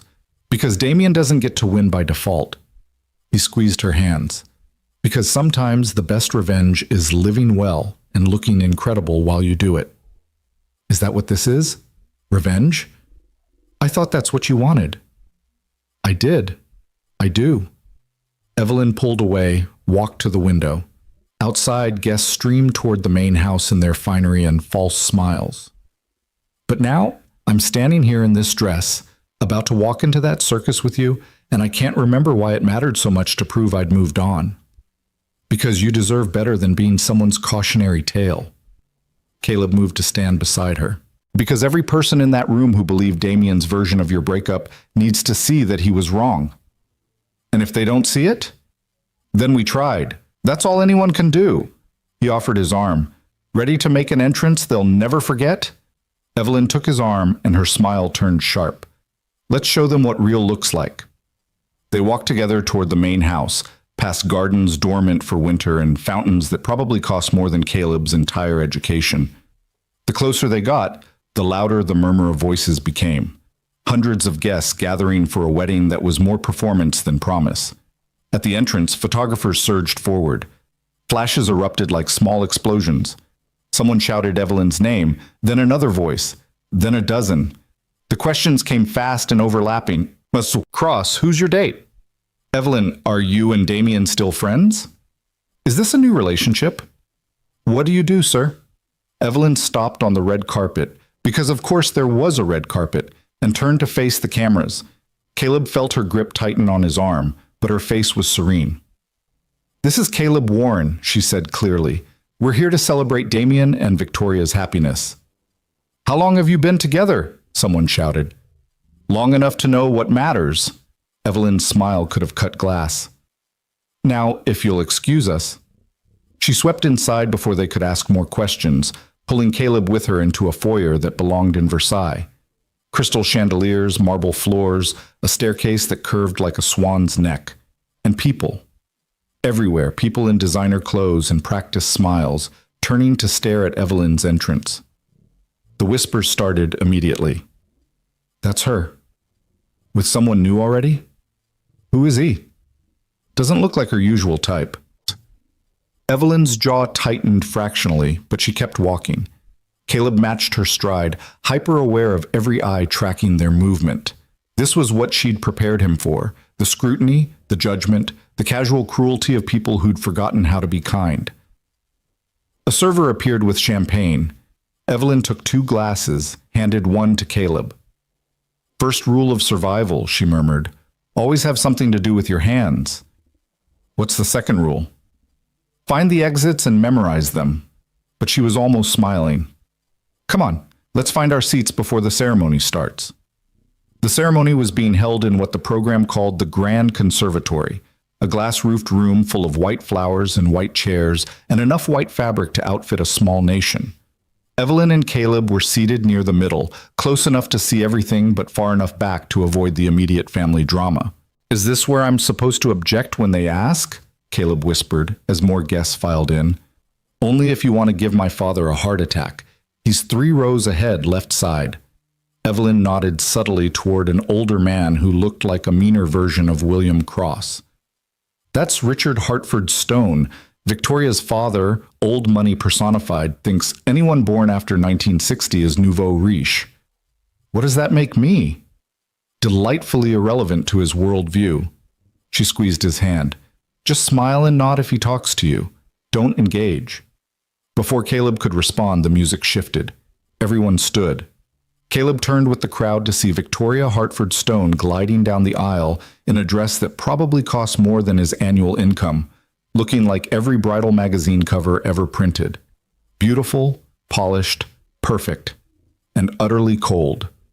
Caleb watched her face as she passed, saw the practiced smile, the calculated grace, the complete absence of joy. This wasn't a woman in love. This was a woman executing a merger. He glanced at Damien Caldwell waiting at the altar. The groom looked exactly like his photos. Handsome in that bland, forgettable way, expensive suit hanging perfectly on his frame. But when Victoria reached him and they turned to face each other, Caleb saw what Evelyn must have seen too late. Damien wasn't looking at his bride. He was scanning the crowd, cataloging who'd come, whose attendance mattered for networking later. He's not even looking at her, Caleb breathed. He never did. Evelyn's voice was flat. That's what I didn't understand when we were together. I thought he was distracted by work, by ambition. Turned out he was just distracted from me. The ceremony began with all the pageantry money could buy. An officiant who probably charged by the syllable droned through vows that sounded like they'd been focus grouped. Damien and Victoria recited their parts with the enthusiasm of people signing a contract, which, Caleb supposed, they essentially were. When the officiant said, "You may kiss the bride," Damien leaned in with mechanical precision. The kiss lasted exactly 3 seconds. The crowd applauded politely. Somewhere, someone's phone chirped, and they didn't bother silencing it. Is it wrong that I feel sorry for her? Caleb asked as the newly married couple processed back down the aisle. No, I feel sorry for both of them. Evelyn stood with the crowd. They're going to make each other miserable for decades. Speaking from experience? Speaking from relief that I escaped. She turned to him, and her eyes held something that looked like gratitude. Come on, reception's next. That's where the real show begins. The reception was in the main ballroom, a space so large it had its own weather system. Tables draped in cream silk, centerpieces of white roses that probably cost more than Caleb's monthly rent each, a dance floor polished to mirror brightness. And at the center of it all, a wedding cake that looked like it required structural engineering to stand upright. Their table was mercifully far from the head table, close enough to observe, distant enough to avoid immediate interaction. They were seated with other couples Caleb didn't recognize, all of whom introduced themselves with names and credentials like they were updating LinkedIn profiles. I'm Marcus, Venture Capital, Stanford, and Wharton. Bethany, art consultant, Sotheby's trained. This is James. He runs a hedge fund, Princeton, naturally. When it was Caleb's turn, every eye at the table fixed on him with predatory interest. He felt Evelyn tense beside him. Caleb Warren, he said calmly. I drive deliveries and raise my daughter, public school educated. The silence was sharp enough to cut. Bethany's smile froze mid-formation. Marcus looked at Evelyn like she'd brought a stray dog to a dinner party. James actually laughed, short and condescending. How refreshing, Bethany managed finally. So you're like, what, an Uber driver? More like FedEx, but without the benefits. Caleb kept his voice light. It pays the bills. Mostly. And you and Evelyn are... Marcus let the question hang. Together, Evelyn said firmly, which I believe is all the detail required. Of course, of course. Marcus backpedaled smoothly. Just making conversation. You know how these things are. Everyone's curious about everyone else's business. Then they should find more interesting hobbies, Evelyn said coolly. Caleb, would you like some champagne? Before he could answer, a voice cut across the table like a blade.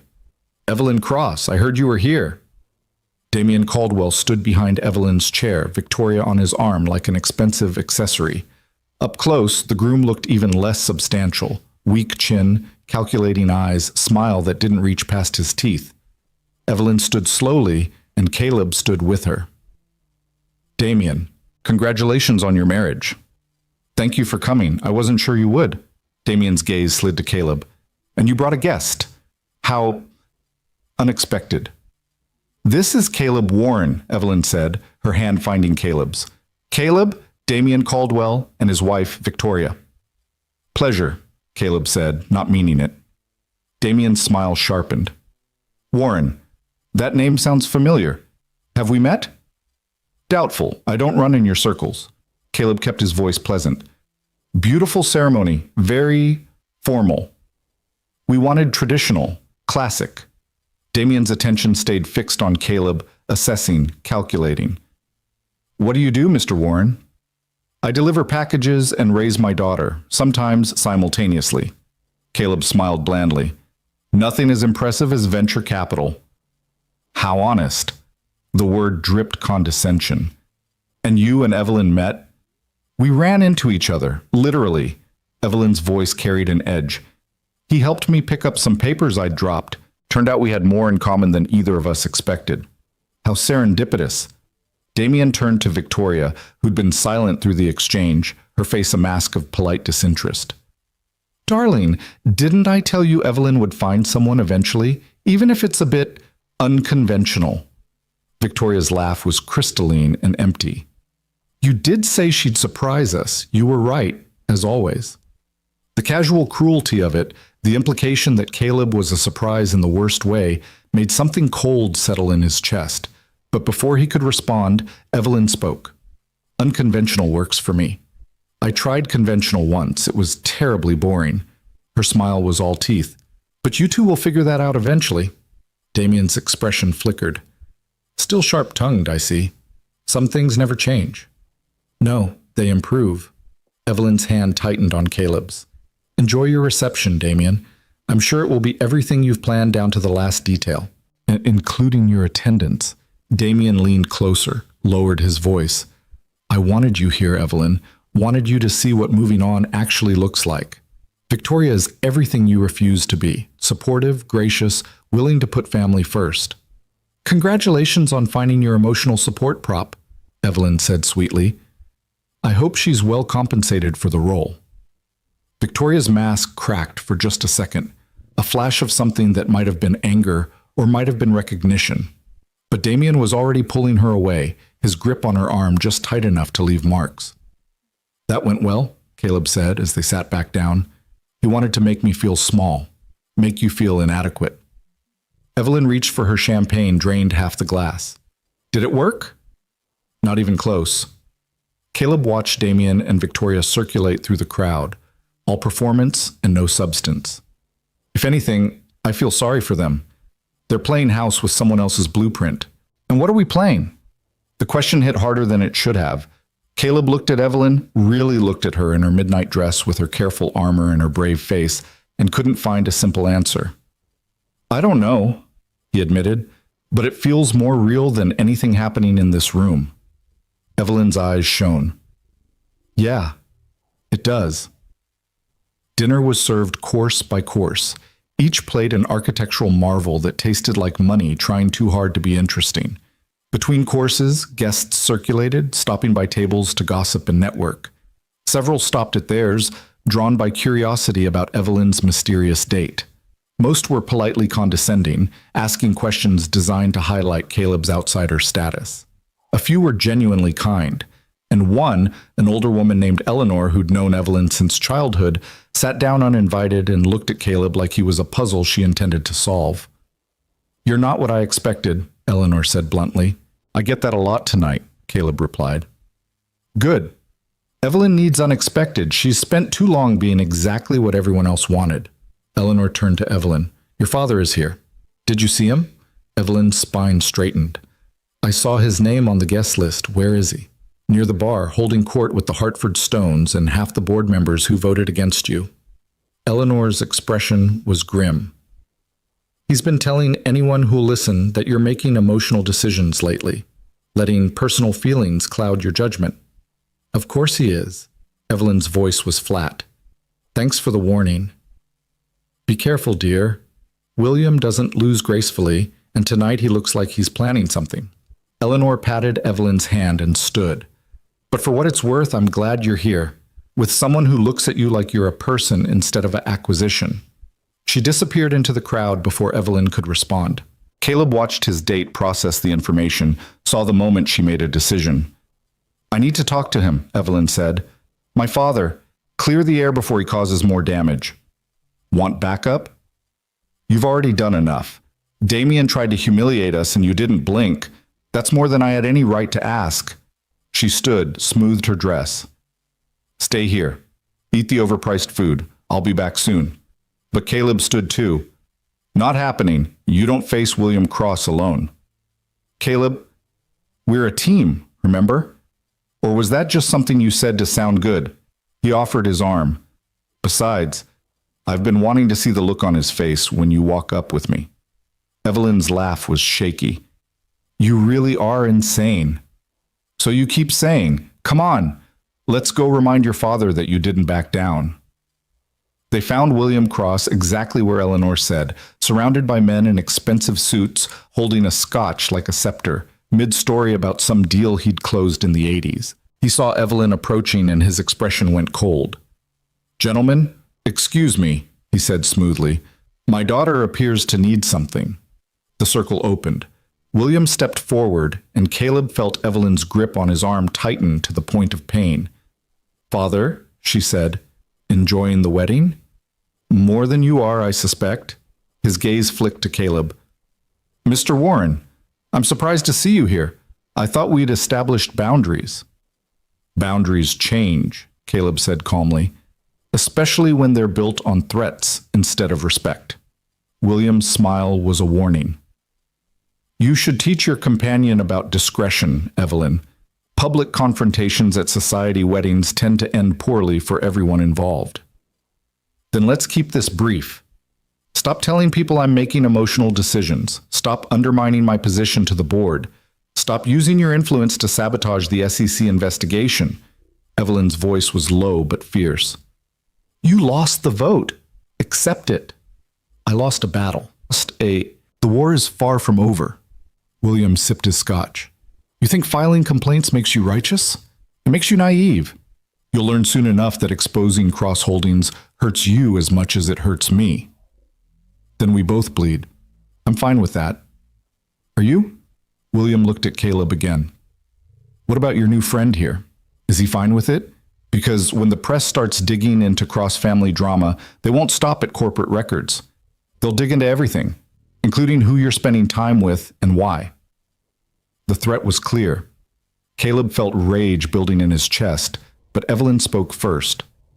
"Let them dig. I've got nothing to hide." "Doesn't he, though?"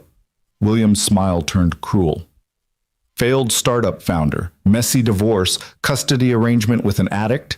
How do you think that plays in family court when your ex-wife decides she wants her daughter back?" Caleb stepped forward before he could stop himself. "You leave my daughter out of this." Then leave my company out of your vendetta." William moved closer, voice dropping. "Walk away, Mr. Warren. Take whatever Evelyn's paying you and disappear. Because if you don't, I'll make sure you lose everything that matters." "I already lost everything that mattered," Caleb shot back. "Your company saw to that 5 years ago. So your threats? They're just noise." William's mask slipped. Real anger flashed across his face. "You have no idea what you're dealing with, boy." "Neither do you." Caleb didn't back down. "You see a delivery driver and think you can scare me into submission. But I've been scared before. I've been broken before. And I rebuilt. So whatever you're planning, whatever new way you think you can destroy me, bring it. Because I'm not going anywhere." The silence that followed was sharp enough to draw blood. Around them, the reception continued its oblivious celebration. Music, laughter, the clink of expensive crystal. But in this small circle, the war was quiet and vicious. "We're done here," Evelyn said finally, her voice shaking. "Come on, Caleb." They walked away together, leaving William Cross staring after them with murder in his eyes. They made it to the garden terrace before Evelyn's composure shattered. The November air hit them like a slap, cold enough to sting, but she kept walking until they were far from the glass doors and prying eyes. Then she stopped by a stone fountain, braced her hands against the rim, and tried to breathe. "I'm sorry," she said, the words coming out broken. "I shouldn't have brought you into this, shouldn't have exposed you to him." "Stop apologizing." Caleb moved beside her, close enough that their shoulders touched. "You didn't make your father into what he is. That's his choice. But I dragged you into his line of fire. He threatened Mia, Caleb, your daughter." Her voice cracked. "Because of me. Because I was too stubborn to just let things go. He threatened Mia because he's desperate, because we're winning and he knows it." Caleb turned her to face him, hands on her shoulders. "Listen to me. William Cross is a bully who's used to people folding when he shows his teeth. But we didn't fold. And that scares him more than any SEC complaint." Evelyn looked up at him with eyes that held too much pain. "What if he follows through? What if he really goes after your custody arrangement? Then I fight, with lawyers, with documentation, with every piece of evidence that shows I'm a good father. Rachel's in rehab, again, her 3rd time in 5 years. No judge is going to give her custody based on rumors William plants. He softened his voice. But if you want me to walk away, to take myself out of the equation so he can't use me against you, I will. Just say the word. No. The word came out fierce. I'm so tired of walking away, of letting men like him decide what I'm allowed to fight for. She gripped his lapels. I'm tired of being afraid. Then don't be. Caleb pulled her closer, close enough that her perfume overwhelmed the garden's dying roses. Stand here with me and be furious instead. Be determined. Be anything except afraid. Evelyn searched his face like she was looking for proof that this was real, that he meant what he said. Whatever she found must have satisfied her because she leaned her forehead against his chest and just breathed. This wasn't supposed to happen, she whispered. What wasn't? This, you, caring about what happens to you. She pulled back enough to meet his eyes. You were supposed to be a prop, a way to prove I'd moved on. But somewhere between the coffee shop and here, you became something else. Caleb's heart hammered against his ribs. What did I become? Someone I don't want to lose. Her hand came up to touch his face, fingers tracing his jaw with devastating gentleness. Someone who makes me want things I thought I'd given up on. The air between them turned electric. Caleb was intensely aware of how close they were standing, how her dress shimmered in the garden lights, how easy it would be to close the remaining distance and kiss her the way he'd been wanting to for weeks. Evelyn, he started, but she pressed her fingers to his lips. Don't. Not yet. Her smile was sad. We're still at Damien's wedding, still performing for cameras that could be anywhere. And I don't want our first real moment to be something that gets photographed and analyzed and turned into gossip. Then when? Soon, after this is over and we're somewhere that belongs to us, not them. She lowered her hand. Can you wait that long? Caleb could have pointed out that waiting might give them both time to reconsider, to remember all the reasons this was complicated and potentially disastrous. But looking at Evelyn in her midnight dress with her brave face and trembling hands, he didn't want to be reasonable. I can wait, he said, but for the record, I'm not great at patience. Noted. She straightened, rebuilt her armor piece by piece. We should go back inside. People will talk if we stay out here too long. Let them talk. That's what we came here for, isn't it? To make them talk. True. Evelyn linked her arm through his. Then let's give them something worth discussing. They returned to the reception to find the party in full swing. The band had started playing, couples swirled across the dance floor, and someone had dimmed the lights to something approximating romantic. Damien and Victoria performed their first dance with mechanical precision, both smiling at the cameras instead of each other. That could have been us, Evelyn murmured. If I'd said yes to everything you wanted, if I'd made myself smaller. But you didn't. No, I chose the Empire instead. She watched the newlyweds complete their choreographed circuit. Sometimes I wonder if that was the right choice. Do you regret it? No. But I regret that those were the only two options he gave me, Empire or him. Success or love. Like they couldn't coexist. Evelyn turned away from the dance floor. Come on, let's get another drink and find somewhere to sit that's not next to people who think I'm fascinating. They found a quiet corner near the back of the ballroom, claimed 2 chairs that gave them a view of the entire spectacle. From here, the wedding looked like a stage production, beautiful, expensive, and ultimately hollow. Caleb watched guests network between dance sets, saw deals being discussed over dessert plates, observed the careful choreography of people who'd turned socializing into a competitive sport. Your world exhausts me, he said. It exhausts me too. Evelyn sipped champagne that had gone slightly warm. That's why I work so much. At least in boardrooms, people are honest about wanting to destroy each other. Here, they smile while they do it. Is that what Damien did? Smiled while he destroyed you? He tried. Made it seem like leaving was for my own good. Like he was setting me free to focus on my career since I clearly couldn't handle both. She set down her glass. The worst part was that I almost believed him. Almost thought I was broken for wanting more than he was offering. You're not broken. You're just unwilling to settle. Is there a difference? Huge difference. Broken implies something's wrong with you. Unwilling to settle means you know your worth. Caleb leaned back, watched the crowd. These people, they all settled. Damien settled for Victoria's family connections. She settled for his money and status. Everyone here settled for something that looked good on paper instead of waiting for something real. And what are you waiting for? The question caught him off guard. Caleb thought about his cramped apartment, his delivery routes, his daughter's medical bills, thought about everything he'd lost and everything he'd rebuilt from nothing. I don't know. Something that matters more than looking good. Like what? Like watching Mia sign "I love you" before bed. Like knowing I did the right thing even when it cost me everything. Like standing next to someone who sees me as a person instead of a problem to solve or an asset to acquire. He met Evelyn's eyes. Like this, whatever this is between us. Evelyn's breath caught. Before she could respond, someone called her name. They both turned to see a woman approaching, 50s, elegant, radiating the kind of power that came from old money and older grudges. "Catherine Caldwell," Evelyn murmured. "Damien's mother. Brace yourself." Catherine stopped in front of them with a smile that could freeze fire. "Evelyn, darling, so good of you to come. Damien was worried you might not." "I wouldn't miss it." Evelyn stood, and Caleb stood with her. "Catherine, this is Caleb Warren." "Yes, I heard." Catherine's gaze raked over Caleb with surgical precision. "The delivery driver. How democratic of you, Evelyn." "How observant of you to notice his occupation before his character," Evelyn shot back. "Some people lead with kindness. You lead with judgment." Catherine's smile tightened. "I'm simply surprised. You were always so particular about your companions.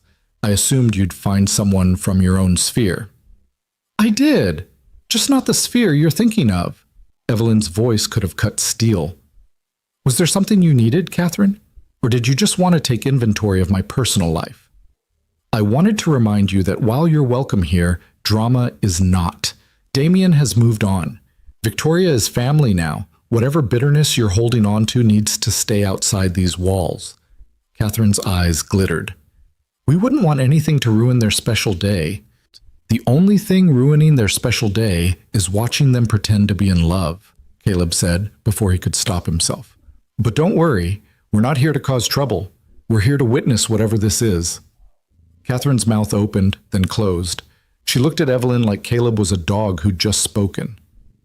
"I see you've found someone with opinions." "I found someone honest. It's refreshing." Evelyn took Caleb's arm. "Now, if you'll excuse us, I believe they're about to cut the cake. We wouldn't want to miss such a pivotal moment." They walked away, leaving Catherine Caldwell staring after them with an expression somewhere between shock and rage. Caleb waited until they were out of earshot before speaking. "I probably shouldn't have said that." "You definitely should have said that." Evelyn was trying not to smile. "Catherine Caldwell hasn't been challenged in decades. It's good for her character." "She looked like she wanted to murder me." "She looked like she wanted to murder both of us, but she won't. She's too invested in appearances." Evelyn guided them toward the cake table, where a photographer was setting up shots of Damien and Victoria preparing to cut. "Watch this. This is my favorite part of weddings like these. The moment when they have to pretend feeding each other cake is romantic instead of awkward." She was right. Damien and Victoria approached the cake with all the enthusiasm of people fulfilling a contractual obligation. The photographer directed them through poses, adjusting angles, demanding smiles. When they finally cut the first slice, Damien fed Victoria with mechanical precision while she maintained her pageant-perfect grin. Flash bulbs exploded. The crowd applauded, and neither of them looked happy. "I used to think that would be us," Evelyn said quietly. "Standing there pretending to be something we weren't, performing happiness for people who'd dissect it later over coffee. I'm glad it's not." "Me too." She leaned against him slightly, just enough to matter. "Thank you for being here, for standing next to me while they all judged and whispered, for not pretending to be something you're not. That was the deal, remember? Real or nothing. It was. But deals change." Evelyn looked up at him. "Mine did. Somewhere between the coffee shop and your daughter asking if I was sad, between the board meeting and my father's threats, this stopped being a transaction. I don't know what it became, but it's not what we agreed to anymore." Caleb's chest tightened. "What are you saying?" I'm saying the $50,000 in the envelope in my purse doesn't feel right anymore. It feels like I'm reducing something real to a business arrangement. She took a breath. I'm saying I don't want to pay you to be here. I want you here because you choose to be. Evelyn, and I know that's not fair, because you agreed to this for Mia's medical bills, and taking that away because my feelings changed would be cruel. She rushed on before he could interrupt. So the money is still yours. No conditions, no expectations. But after tonight, after this wedding, I don't want there to be a transaction between us anymore. I want there to be a choice. Caleb stared at her, his mind racing.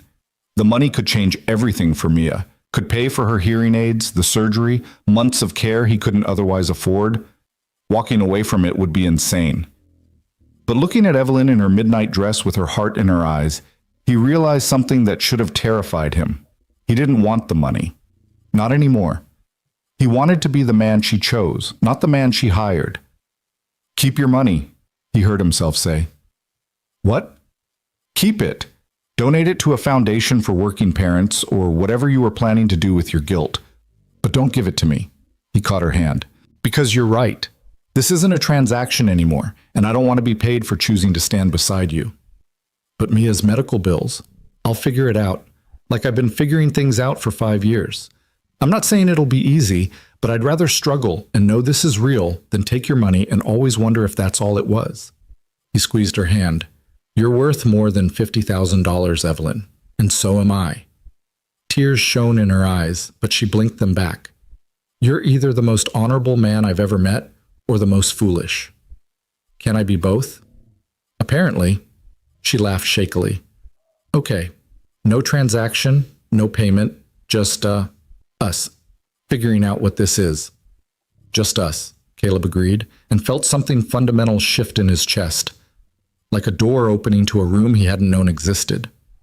They were still standing there, hands linked, when Evelyn's phone buzzed. She glanced at it, and her face went white. What's wrong? Caleb asked immediately. It's my lawyer. The SEC wants to meet. Tomorrow morning. They're ready to move forward with the investigation. She looked up, eyes wide. This is it. This is when everything becomes real. Then we make sure you're ready. Caleb pulled her closer. One crisis at a time. First we finish this wedding, then we figure out the rest.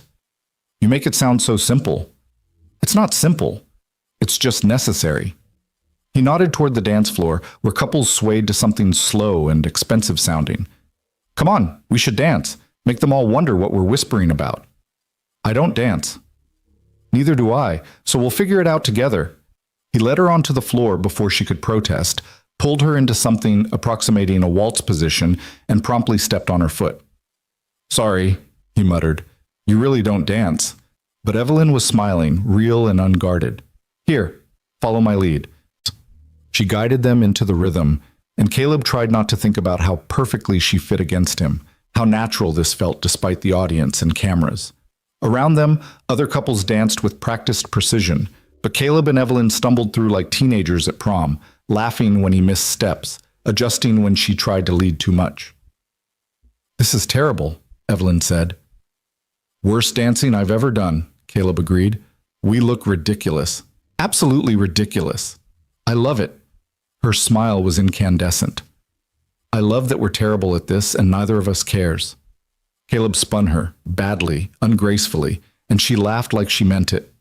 The sound cut through the ballroom's careful ambiance, loud and genuine and completely out of place. Heads turned, people stared. Somewhere a camera flashed, and Caleb realized that Evelyn had been right earlier. This moment, this messy, imperfect dance in front of everyone who judged them was worth more than any amount of money. Because it was real. Because they'd chosen it. The song ended. Couples separated, applauded politely, returned to their tables. Caleb and Evelyn stayed on the dance floor for a beat too long, still close, still smiling. We should go, Evelyn said finally, before someone expects us to do that again. Coward. Pragmatist. She took his hand. Come on, let's make our exit before the drama finds us again. But drama had been waiting. As they collected Evelyn's coat and headed toward the exit, William Cross materialized in their path like a bad omen made flesh. Leaving so soon? he asked, voice dripping false concern. The night's barely begun. We've seen enough, Evelyn said coldly. Move, father. In a moment. First, Mr. Warren and I need to have a brief conversation, man to man. William's smile was all teeth. Unless you're afraid to face me without your protector. I'm not afraid of you, Caleb said flatly. Then step outside with me. 2 minutes. That's all I need. William gestured toward a side door. Unless you'd prefer to have this discussion in front of witnesses. Evelyn's grip on Caleb's arm tightened. Don't. He's baiting you. I know. But Caleb was tired of being threatened, tired of watching William Cross manipulate from the shadows. 2 minutes, then we're done. Caleb, I'll be fine. He kissed her forehead, quick, reassuring, and followed William into the cold garden night. They walked in silence until they were far from the house, near a hedge maze that looked like something from a Gothic novel. William stopped, turned, and dropped all pretense of civility. You're smarter than I gave you credit for, he said. Most men would have taken the money and run. But you're playing a longer game. I'm not playing anything. Please. You show up out of nowhere, charm my daughter, position yourself as her white knight against the evil corporation. It's textbook. William pulled out a cigarette, lit it with practiced ease. So here's what's going to happen. You're going to walk away from Evelyn, tonight, permanently. In exchange, I'll ensure the Helix settlement gets revisited. New terms, actual compensation for what you lost. Caleb went very still. You're offering me money to leave her. I'm offering you justice. The justice you've been seeking for 5 years. All you have to do is disappear from my daughter's life and let her focus on running the company without distractions. William blew smoke into the night air. $500,000, deposited tomorrow. All I need is your word that you'll end whatever this is and stay away. $500,000. Enough to pay for Mia's surgery 10 times over. Enough to stop delivering packages and start rebuilding. Enough to fix every financial problem that had plagued him since the acquisition. No, Caleb said. William's eyebrows rose. No? No, I'm not leaving Evelyn, and I'm not taking your blood money. Caleb stepped closer. You don't get it, do you? You can't buy everything. Some things, some people, aren't for sale at any price. Everyone has a price, Mr. Warren. Yours is just higher than I estimated. William's expression turned calculating. $1 million, final offer. Walk away tonight, and you'll never have to worry about money again. Your daughter gets the best care available. You get your life back. All it costs is a relationship that's barely begun. For a heartbeat, Caleb wavered. $1 million. Mia's future secured. Everything he'd lost, restored. All he had to do was walk away from a woman he'd known for 3 weeks, a relationship that was complicated and potentially doomed from the start. Then he thought about Evelyn dancing badly and laughing like she meant it. Thought about her standing up to the board, filing complaints against her own family's company, choosing integrity over inheritance. Thought about the way she looked at him like he mattered. Go to hell, Caleb said calmly. Caleb, you and your money and your threats. I'm not for sale, and neither is Evelyn. William's mask of civility cracked completely. You're making a mistake. I will destroy you. I'll make sure you lose custody of your daughter, lose any chance at rebuilding your career, lose everything you care about. And Evelyn will watch it happen and know it's her fault for being too stubborn to let you go. Then I guess we'll both go down fighting. Caleb turned to leave. But we'll do it together, and that's more than you've ever had with anyone. He walked away before William could respond, his heart pounding, adrenaline singing through his veins. He'd just turned down $1 million and essentially declared war on one of the most powerful men in New York. It was possibly the stupidest decision he'd ever made. It was also the most honest. Evelyn was waiting by the door, her face tight with worry. When she saw him, relief flooded her features. What happened? What did he say? He offered me $1 million to leave you. Her eyes went wide. He what? $1 million. Walk away tonight. Never contact you again. Let him bury the SEC complaint in peace. Caleb took her hands. I told him no. Caleb, $1 million. That's Mia's surgery, your future. I know what it is, and I know what I said. He pulled her close. I told him some things aren't for sale. That includes you. That includes this, whatever we're building. Evelyn stared at him like he'd grown a second head. You're insane. You just turned down $1 million. I turned down blood money from a man who thinks everything has a price. There's a difference. He kissed her forehead. Now can we please leave this nightmare and go somewhere that doesn't smell like money and desperation? Yes. She grabbed her coat, her purse, his hand. Yes, let's get out of here. They made it to the car, to the driveway, to the main road before Evelyn started laughing. Not polite reception laughter, but great gulping gasps of genuine amusement that bent her double. What's so funny? Caleb asked. You, me, all of it. She wiped her eyes. We just walked out of my ex-fiance's wedding after you turned down $1 million from my father, and I filed federal complaints against my own company. This is insane. Technically, you filed those complaints before the wedding. That doesn't make it less insane. But she was still laughing, and Caleb found himself joining in, the absurdity of their situation hitting him all at once.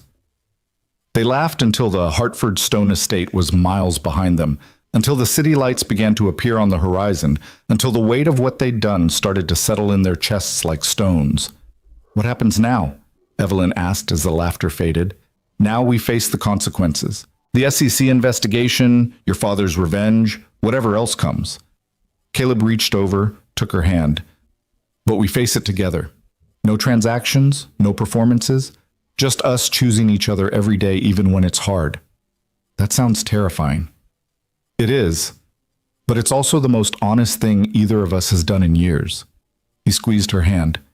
And for what it's worth, I think we're going to be okay. Evelyn looked at him in the dim car interior, city lights painting her face in streaks of gold and shadow. I'm falling in love with you. That's probably the worst timing in history, but there it is. I'm falling in love with a man I hired to be my wedding date, who turned down $1 million, who has a 7-year-old daughter and drives a van held together with duct tape. I'm in love with you, and I don't know what to do about it. The words hit Caleb like a physical blow, not painful, just overwhelming. He opened his mouth to respond, but before he could, his phone exploded with notifications. One after another, messages flooding in. He pulled it out, his stomach dropping as he read the first message from Mrs. Chen. Caleb, call me immediately. Rachel showed up. She took Mia. The world tilted. Caleb's vision narrowed to that single sentence, his heart stopping mid-beat. Rachel took Mia. His ex-wife, fresh from rehab and unreliable on her best days, had taken their daughter. Stop the car, he said, his voice coming from very far away. What's wrong? Evelyn leaned over to look at his phone, and he watched her face go pale as she read. Oh God, when? How? I don't know. I need to... He couldn't finish, couldn't think past the panic flooding his system. Mia, his baby girl, with Rachel, who'd proven over and over that she couldn't be trusted to keep her daughter safe. Driver, turn around, Evelyn commanded. We're going to Queens, now. The car executed a U-turn that probably violated several traffic laws. Caleb stared at his phone, reading Mrs. Chen's message again and again, like the words might change if he looked hard enough. Rachel had court papers. Said she'd been granted emergency custody. I tried to stop her, but she said it was legal. Mia was crying. I'm so sorry, Caleb. This is my father, Evelyn said, her voice shaking. He did this. He said he'd go after your custody, and he did. I don't care whose fault it is. I need to find my daughter. Caleb was already dialing Rachel's number. It went straight to voicemail. He tried again. Same result. She turned off her phone. She knew I'd call, and His phone rang. Unknown number. He answered before the first ring finished. Hello? Mr. Warren. A woman's voice, professional and cold. This is Patricia Marshall from Child Protective Services. I'm calling regarding your daughter, Mia Warren. We need to schedule an emergency review of your custody arrangement. The words didn't make sense. CPS, emergency review. This couldn't be happening. Where's my daughter? Caleb demanded. She's currently with her mother in a temporary placement. Given the concerning circumstances that have come to light regarding your living situation and recent associations, we felt it necessary to... What concerning circumstances? I've done everything right. I've provided for her, kept her safe. Mr. Warren, I understand you're upset, but these matters are best discussed in person. Can you come to our offices tomorrow morning at 9 a.m.? Patricia Marshall's voice was implacable. We'll review the case and determine next steps. I want my daughter back now. That's not possible. The emergency order is in place for 72 hours while we conduct our investigation. I'll see you tomorrow morning. Please bring documentation of employment, housing, and any relevant financial records. She ended the call before Caleb could respond.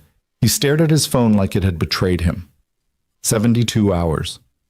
3 days without knowing if Mia was safe, if she was scared, if Rachel was sober or spiraling. 3 days of his daughter wondering why her father wasn't coming for her. Caleb, Evelyn's voice broke through his panic. Look at me. We're going to fix this. How? Your father just weaponized CPS against me. He probably bribed someone, falsified reports, whatever it took to make this happen. Caleb's voice cracked. She's 7 years old, and she's with someone who can barely take care of herself, and I can't do anything for 3 days. You can fight, you can gather evidence and hire lawyers and show CPS that this is retaliation, not legitimate concern. Evelyn grabbed his hands. And I'm going to help you, not with money. I know you don't want that. But with resources, connections, whatever you need to prove your father manufactured this crisis. Why would you do that? This isn't your problem. Because it is my problem. Because my father did this. Because you stood up to him for me, and now you're paying the price. Her voice turned fierce. And because you just told me you're falling in love with me, and I'm not letting William Cross destroy that. Not without a fight. Caleb wanted to argue, wanted to push her away before his sinking ship dragged her down too. But looking at Evelyn in the dim car with her jaw set and her eyes blazing, he realized something crucial. She wasn't offering out of guilt or obligation. She was choosing to stand beside him the same way he'd chosen to stand beside her. Okay, he said finally. Okay. Help me fight. But we do it right. No bribes, no shortcuts, nothing that gives them ammunition against us later. Agreed. Evelyn pulled out her phone, started typing. I'm calling my lawyer, the best family attorney in New York. She'll meet us tomorrow morning before the CPS meeting. The car sped through the night toward Queens, toward Caleb's empty apartment, and the deafening silence of a home missing its heart. And somewhere in the darkness, Mia was learning that sometimes the people who were supposed to protect you failed in spectacular fashion. But Caleb wasn't done fighting.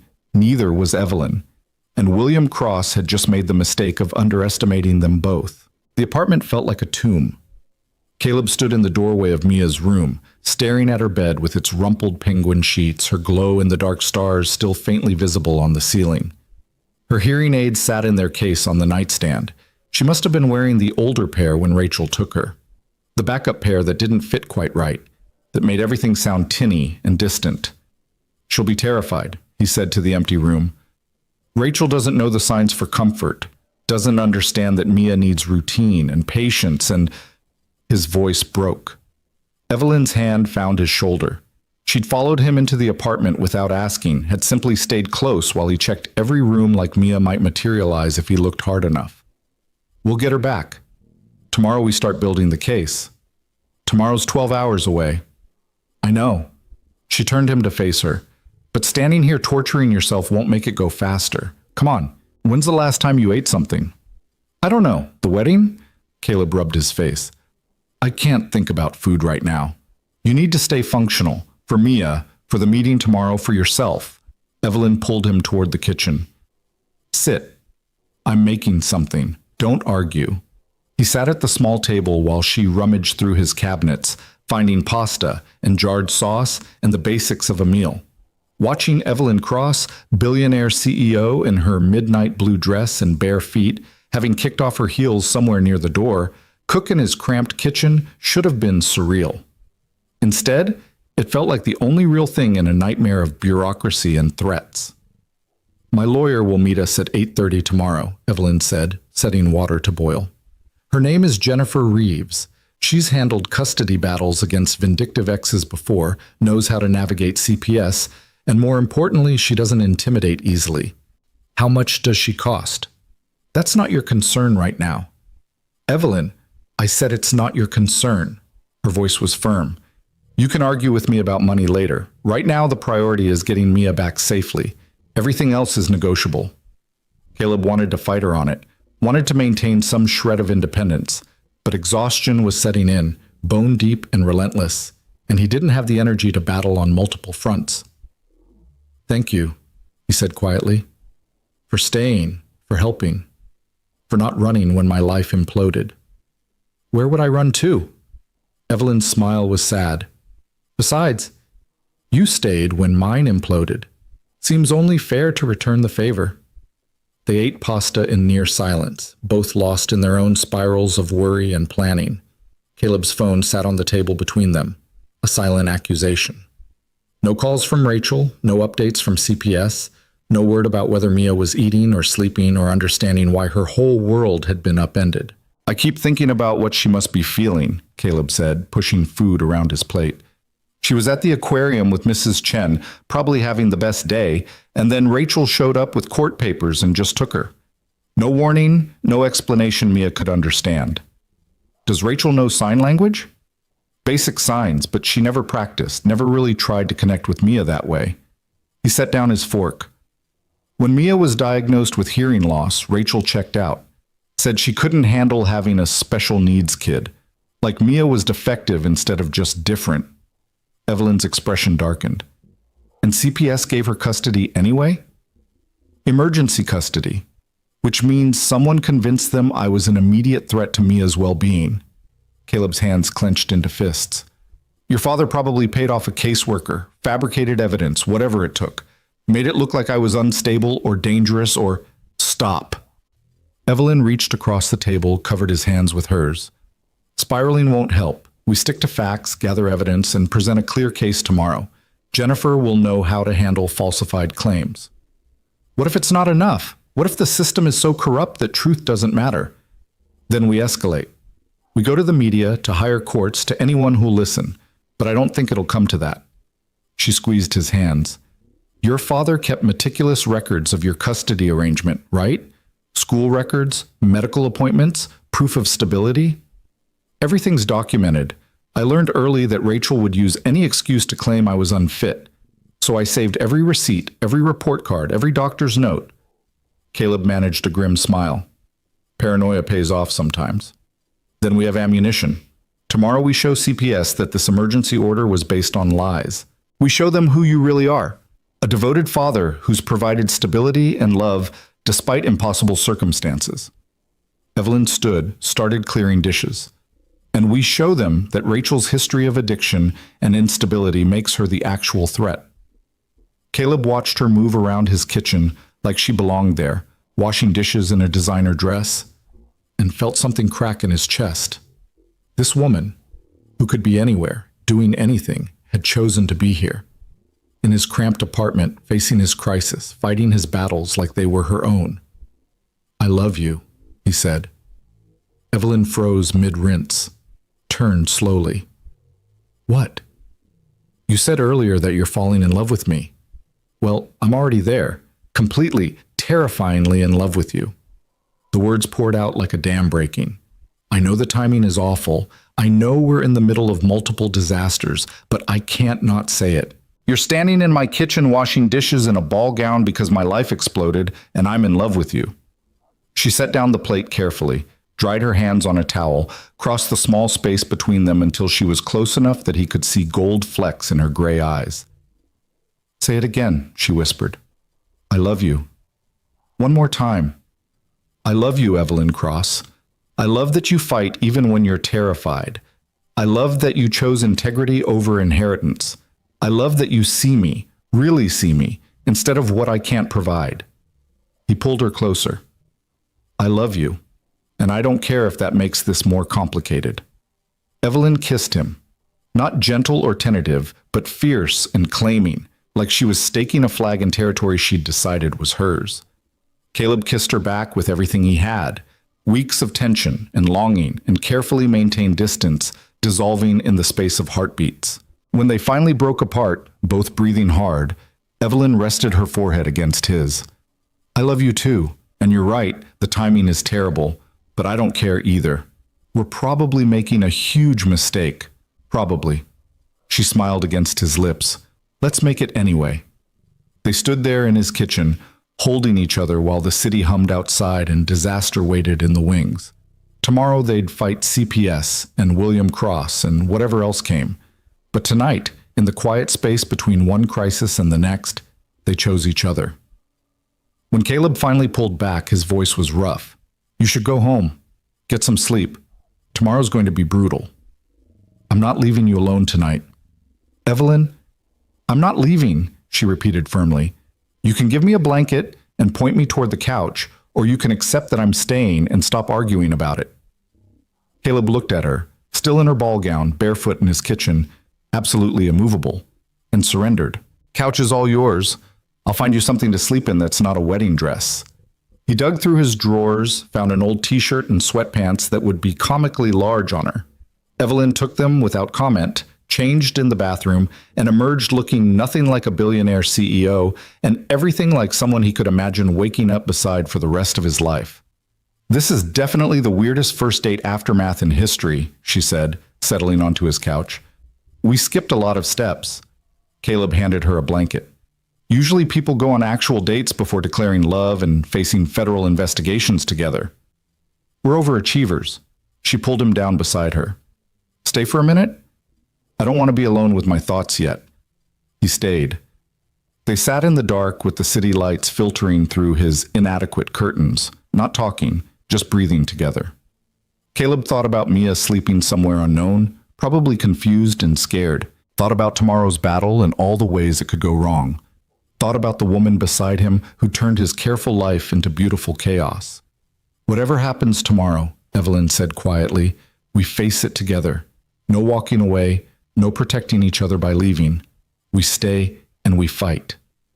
"Together," Caleb agreed. He meant to go to his mattress on the living room floor to give Evelyn space, but exhaustion pulled him under right there on the couch, Evelyn's warmth against his side the only anchor in a spinning world. Morning came too fast and too bright. Caleb woke to find Evelyn already awake, scrolling through her phone with a frown. "What's wrong?" he asked, sitting up. "My father released a statement to the press. It hit the tabloids an hour ago." She turned her phone so he could read the headline. "Cross heiress and custody battle scandal. New boyfriend's troubled past exposed." Caleb scanned the article, nausea building with every paragraph. Someone had leaked details about the Helix acquisition, his failed marriage, Rachel's addiction. All of it spun to make him look like an opportunist using Evelyn for money while neglecting his daughter. The article included quotes from anonymous sources close to the family, suggesting Caleb was unstable, vindictive, possibly dangerous. "This is character assassination," he said. "This is William Cross doing what he does best, controlling the narrative." Evelyn took back her phone. "But it can work in our favor too. The more desperate he looks, the more obvious it becomes that this is retaliation, not legitimate concern." "You really think CPS will see it that way?" "Jennifer will make sure they do." Evelyn checked the time. "She'll be here in 20 minutes. You should get ready." The CPS office was exactly what Caleb expected. Fluorescent lights, worn linoleum, the smell of institutional coffee, and bureaucratic despair. Jennifer Reeves met them in the lobby, a woman in her 50s with steel gray hair and eyes that missed nothing. "Mr. Warren," she shook his hand firmly. "Ms. Cross briefed me on the situation. Before we go in, I need to know, is there anything in your history that could be used against you? Arrests, substance abuse, anything they might twist?" "Nothing. Clean record, steady employment, documented medical care for Mia. The only mark against me is that I'm not rich." Caleb met her eyes. "And that I turned down William Cross's bribe." Jennifer's lips twitched. "That's not a mark against you in my book." "Okay, let me do most of the talking. If they ask you direct questions, answer honestly but briefly. Don't volunteer information they haven't asked for, and don't get defensive even when they push." "I can do that." "Good. Ms. Cross, you'll need to wait here. Only parties directly involved in the case can attend." Evelyn started to protest, but Caleb touched her arm. "It's okay. I've got this." "Call me the second you're done," she said. "I'll be right here." The conference room was small and airless. Patricia Marshall from CPS sat across from Caleb with a file thick enough to give him nightmares. Beside her was another woman who introduced herself as Dr. Sarah Kim, a child psychologist assigned to assess Mia's placement. Mr. Warren, thank you for coming, Patricia began. I understand this situation is distressing, but we need to address some serious concerns that have been raised about your daughter's welfare. What concerns? Caleb kept his voice level. I've provided Mia with stable housing, consistent medical care, educational support, everything a parent should provide. The concerns relate to your recent behavior and associations, specifically your relationship with Evelyn Cross and the circumstances surrounding it. Patricia opened the file. We've received reports that you've been accepting money from Ms. Cross in exchange for companionship, that you've been exposing Mia to unstable situations, and that your obsession with revenge against Cross Holdings has compromised your ability to prioritize your daughter's needs. Each word was a knife. Caleb forced himself to breathe. Those reports are lies, fabrications designed to discredit me. By whom? By William Cross, Evelyn's father. He's been threatening my custody arrangement since I refused his bribes. Caleb pulled out his phone, showed them the timestamps of William's calls, the locations where they'd met. He offered me $1 million last night to leave his daughter alone. When I refused, he weaponized CPS against me. Dr. Kim leaned forward. That's a serious accusation, Mr. Warren. It's a serious situation.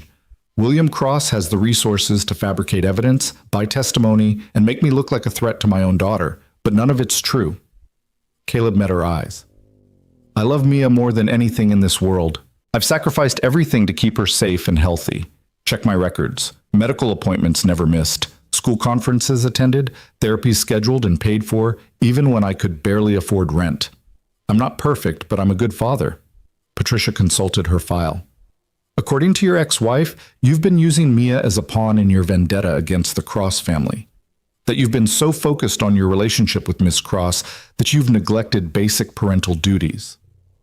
Rachel is an addict who abandoned her daughter 3 years ago. She's been in and out of rehab, missed every custody hearing, and hasn't paid child support in 18 months. Now she shows up with emergency custody papers, and you believe her over documented evidence. Caleb heard his voice rising and forced it back down. Someone paid Rachel to make those claims. Someone convinced her that taking Mia would hurt me, and she did it because she's still resentful about the divorce. Do you have proof of payment?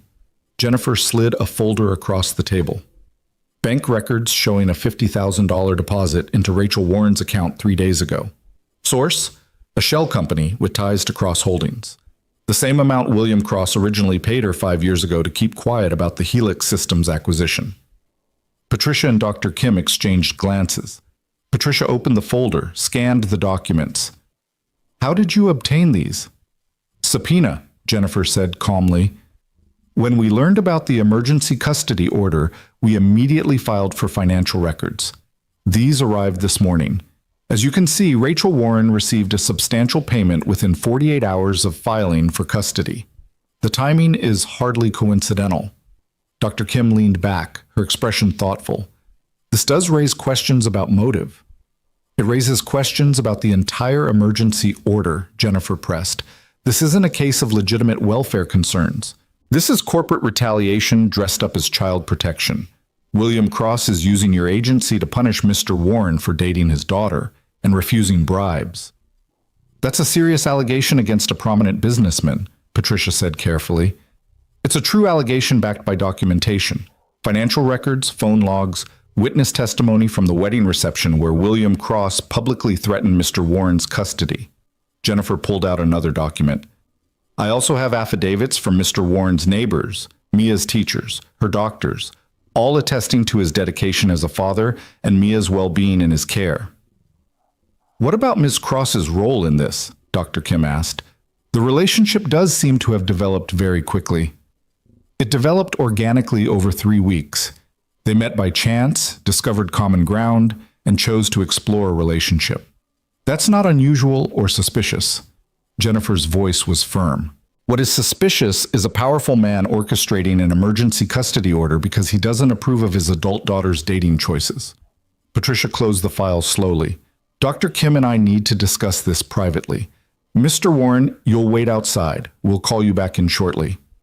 The wait felt eternal.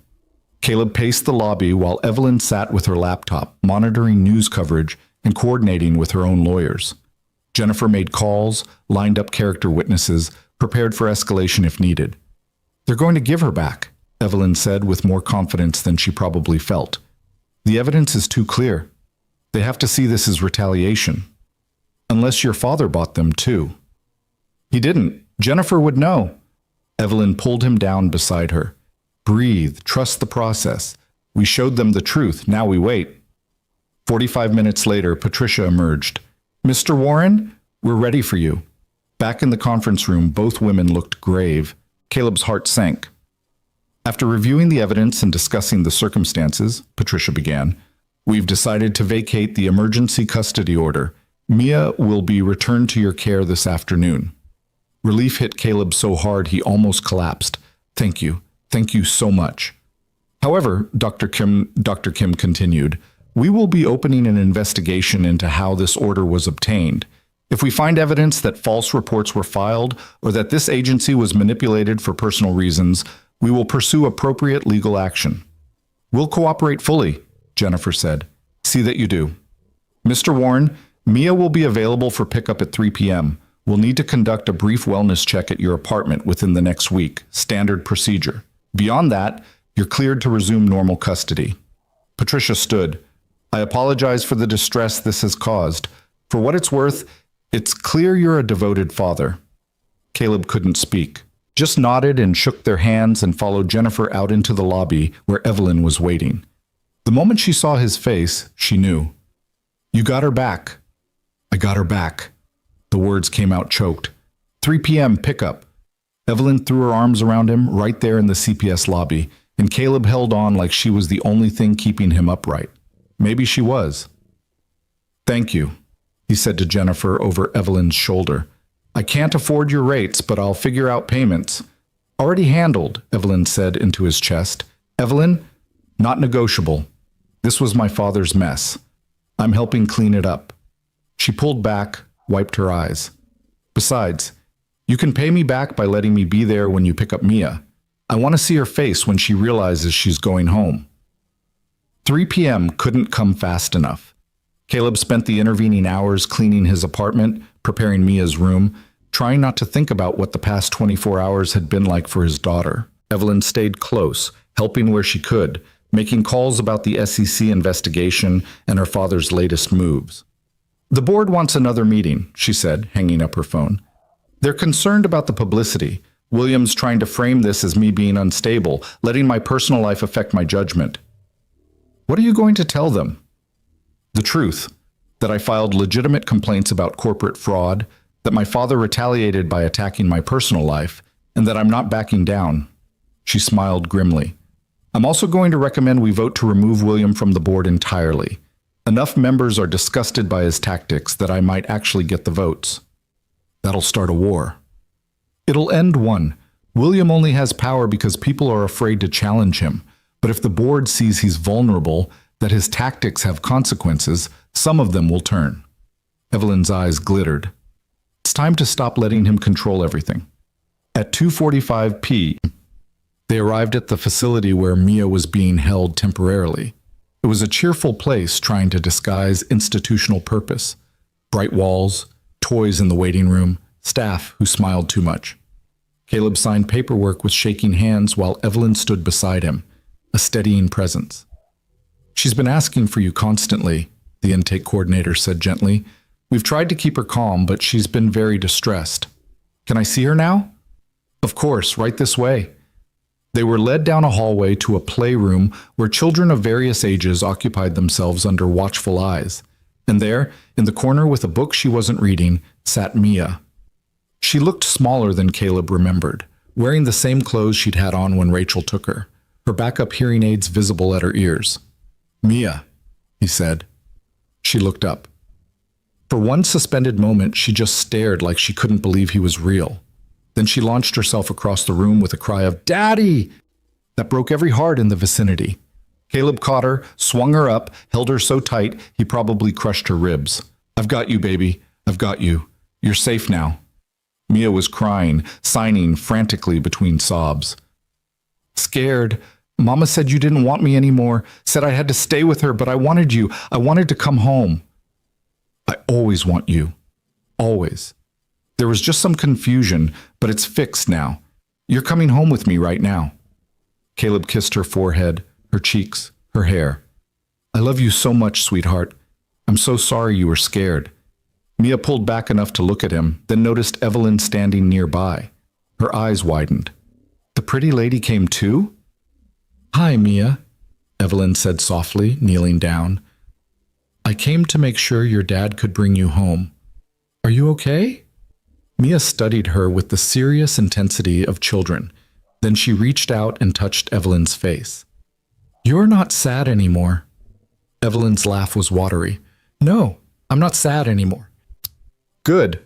Mia turned back to Caleb. Can we go home now? I want my room and my penguin sheets and my good hearing aids. Yes. Right now. Let's go home. The intake coordinator helped them collect Mia's things. Her jacket, the stuffed penguin Mrs. Chen had sent with her, her school backpack. Caleb signed the final release forms while Mia clung to his leg like she was afraid he'd disappear if she let go. In the car back to Queens, Mia sat between Caleb and Evelyn, holding both their hands. She chattered about the aquarium trip that felt like a lifetime ago, about the penguins that could swim underwater, about how Mrs. Chen had bought her hot chocolate even though it was expensive. I missed you, Daddy, she said, her voice too loud without being able to hear herself properly. I was really, really scared. I know, baby, but you're safe now. And you're going to stay safe, I promise. Caleb kissed the top of her head. How about we order pizza for dinner? Extra cheese? Can Evelyn stay? Mia looked at Evelyn hopefully. I want to show her my stars. Evelyn glanced at Caleb, a question in her eyes. He nodded. I'd love to see your stars, Evelyn said. That night, Caleb's small apartment felt full in the best way. Mia gave Evelyn a tour of her room, showed her every constellation on the ceiling, explained in detail the difference between penguins and puffins. They ate pizza on the floor because Mia insisted it was more fun that way. They drew pictures. Mia's showed 3 stick figures holding hands under a sky full of stars. That's you and me and Evelyn, Mia explained, signing as she spoke. We're a family now. Caleb's chest tightened. Sweetheart, it's not quite that simple. Why not? Mia looked between them with perfect 7-year-old logic. You love her. She loves you. She came to help bring me home. That's what families do. Out of the mouths of babes. Caleb met Evelyn's eyes over his daughter's head and saw his own emotions reflected back, hope and fear, and the terrifying possibility that maybe this could actually work. She's not wrong, Evelyn said softly. No, Caleb agreed. She's not. Later, after Mia was asleep in her own bed with her good hearing aids in their case and her penguin clutched tight, Caleb and Evelyn sat on the couch in the dark. Your father's going to come at us again, Caleb said. This isn't over. No, but we won this round and we'll win the next one. Evelyn leaned her head on his shoulder. The board meeting is in 2 days. I'm going to push for his removal. It's going to be ugly. Will you win? I don't know, but I have to try. I can't keep working for a company he controls, can't keep fighting him from inside a system he built to protect himself. She was quiet for a moment. I might lose. The board might choose him over me, and I might have to walk away from Cross Holdings entirely. What would you do? Start over, build something new, something that doesn't have his corruption baked into the foundation. She smiled against his shoulder. Seems appropriate, given that I'm dating someone who's done exactly that. My fresh start involved a lot of ramen and duct tape. Mine will probably involve angry lawyers and vindictive press coverage. But the principle is the same. Sometimes you have to let the old thing die to build something better. Caleb pulled her closer. For what it's worth, I think you're going to win. You fight harder than anyone I've ever met. We fight harder, she corrected. This isn't just my battle anymore. No, it's ours. They sat in the quiet dark, listening to the city hum and Mia's soft breathing from the next room. Tomorrow would bring new challenges, the board meeting, William's retaliation, the ongoing SEC investigation. But tonight, they had this, peace and safety, and the beginning of something that looked almost like home. The board meeting 2 days later was exactly as ugly as Evelyn predicted. Caleb waited in the lobby, barred from attending but close enough to be there when it ended. He watched board members file in, some nodding to him in recognition from the wedding, others pretending he didn't exist. William Cross arrived last, flanked by lawyers and wearing the expression of a man who'd already won. He didn't even glance at Caleb as he passed. "Arrogant bastard," Caleb muttered. "He should be," said a voice beside him. Eleanor, the woman from the wedding reception, had materialized in the lobby. William's been manipulating this board for 40 years. He knows every pressure point, every secret, every debt owed. Evelyn's brave for challenging him, but brave doesn't always win. "What are you doing here?" "I'm on the board, and I'm voting to remove William Cross from his position." Eleanor's smile was sharp. "I've been waiting 20 years for someone with the courage to call for that vote. Evelyn gave me the opportunity. The least I can do is support her." "How many votes does she need?" 7 out of 12 for removal. It'll be close." Eleanor headed toward the conference room. "But sometimes close is enough." The meeting lasted 3 hours. Caleb paced the lobby, checked on Mia via text with Mrs. Chen, tried not to imagine worst-case scenarios. When the doors finally opened, board members emerged in clusters, some looking satisfied, others shell-shocked. William Cross stormed past without a word, his face carved from fury. Good sign or bad? Caleb couldn't tell. Then Evelyn appeared, and her expression told him everything. Exhausted but triumphant, shoulders back, chin high. 7 votes, she said. Exactly 7. William Cross is no longer on the Cross Holdings board. Caleb pulled her into his arms. You did it. You actually did it. We did it. Eleanor said your presence in the lobby helped. Seeing you here reminded the board that William's retaliation went beyond corporate disputes into attacking families. She pulled back, eyes shining. He's going to fight this. Lawsuits, public battles, everything he's got. But he's out of the company. And the SEC investigation can proceed without his interference. What happens to Cross Holdings now? Now we clean house, review every acquisition from the past decade, expose the fraudulent ones, make restitution where possible. It's going to tank our stock price and cost millions in settlements. Evelyn's smile was fierce. But it's the right thing to do, and I'm done choosing easy over right. Over the following weeks, the transformation was painful and public.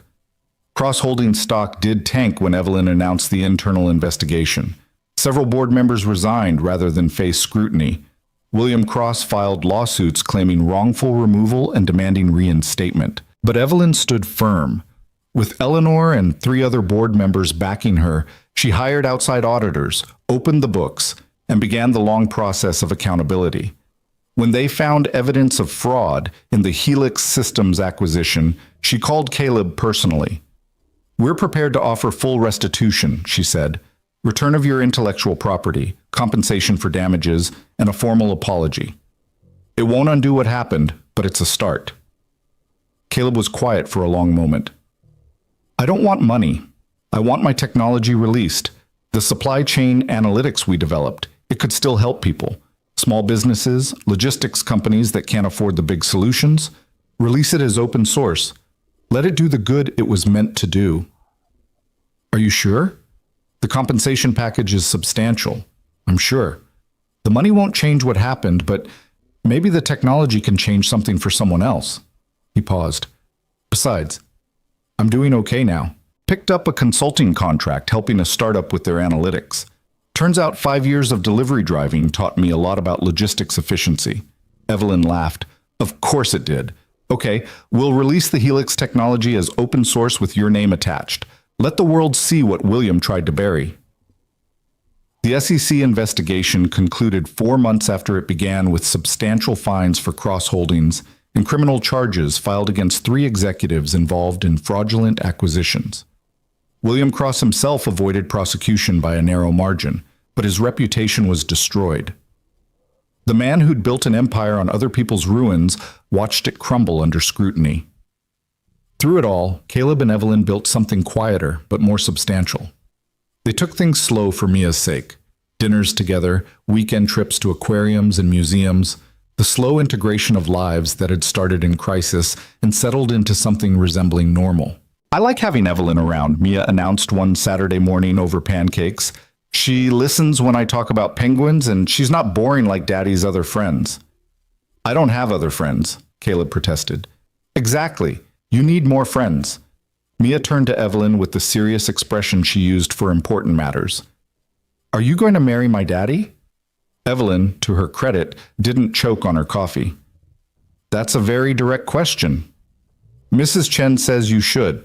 She says Daddy is happier when you're here and that you look at him like he's special. Mia took another bite of pancake. So are you? Mia, that's not appropriate, Caleb started. Yes, Evelyn said. Caleb's head snapped up. What? Yes, I'm going to marry your daddy, assuming he asks. Evelyn met Caleb's shocked gaze with calm certainty. We've been dating for 6 months. I love him. I love you. I want to build a life together if he's willing. Mia clapped her hands. He's willing! Right, Daddy? You're willing. Caleb looked at his daughter's expectant face, at Evelyn's calm smile, at the breakfast table that had somehow become the site of the most important conversation of his life. 6 months ago, he'd been a struggling delivery driver counting pennies for medical bills. Now he was sitting across from a woman who'd chosen him over an empire, who'd fought beside him through custody battles and corporate warfare, who was calmly proposing marriage via his 7-year-old daughter.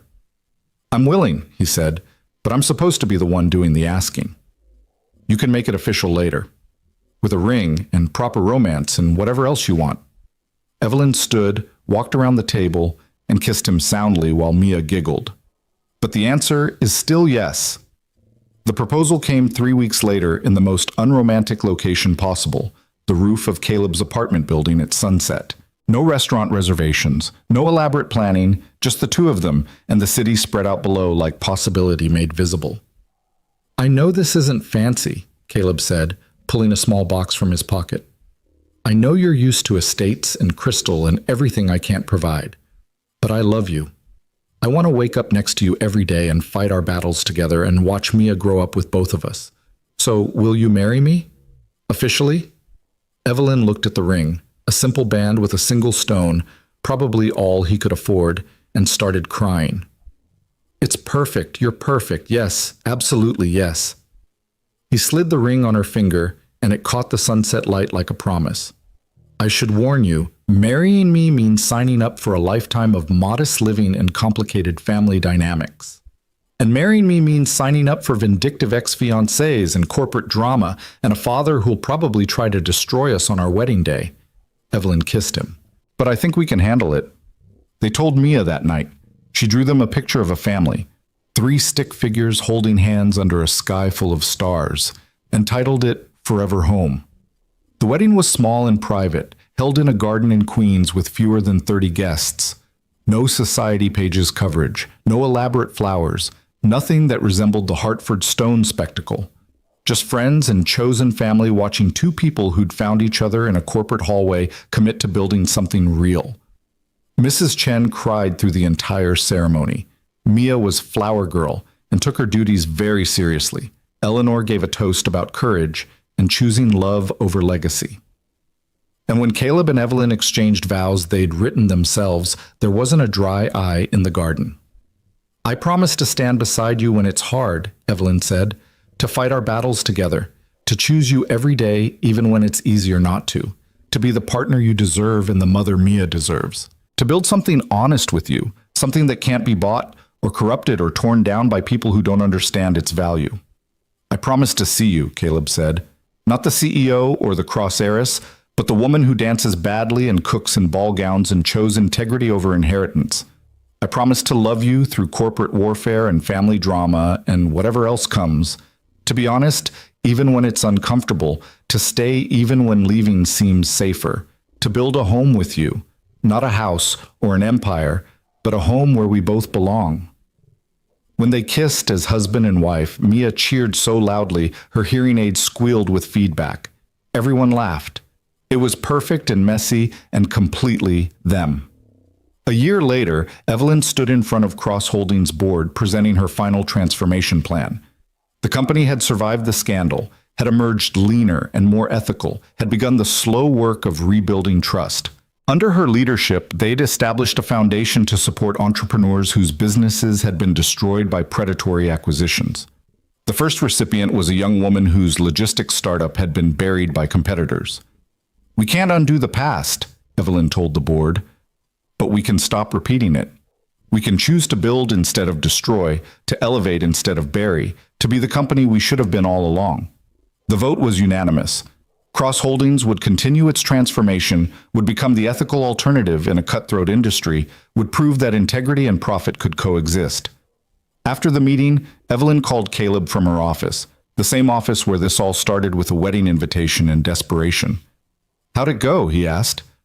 "They approved everything, the foundation, the new ethics board, even the truth and reconciliation process for past acquisitions." She looked out at the Manhattan skyline. It's going to take years, maybe decades, to fully repair the damage, but we're doing it. I'm proud of you. "Come have lunch with me? I want to tell you about a woman we're helping. She reminds me of you. Brilliant, screwed over by people who should have known better, refusing to stay down. Can't. I'm at Mia's school for parent-teacher conferences, but I'll be home for dinner." He paused. "Love you." "Love you too."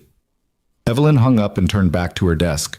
The wedding invitation from Damien's marriage, the one that started everything, sat in a frame on her bookshelf. Not as a trophy, but as a reminder. A reminder that sometimes the worst moments led to the best outcomes. That choosing authenticity over appearance could cost everything and be worth it anyway. Her phone buzzed with a text from Mia. "Drawing of penguins for your office. Daddy says I can visit tomorrow." Evelyn smiled. A year ago, she'd been alone in this office, staring at an invitation and planning revenge. Now she had a husband who saw her, a stepdaughter who drew her penguins, and work that mattered. She'd lost an empire but gained a home. Sometimes the best revenge wasn't proving you'd moved on. It was actually moving on to something real, something honest, something worth fighting for. She picked up her phone and typed back to Mia. "Can't wait to see it. Save me a spot on the fridge." Then she got back to work, building the future she and Caleb had chosen. One honest decision, one ethical choice, one day at a time. Because in the end, that was what mattered, not the headlines or the stock prices or the society pages, just the small moments of choosing right over easy, love over fear, truth over performance. Just three stick figures holding hands under stars, building a home that no one could buy or corrupt or tear away. Just a family choosing each other, on purpose, forever.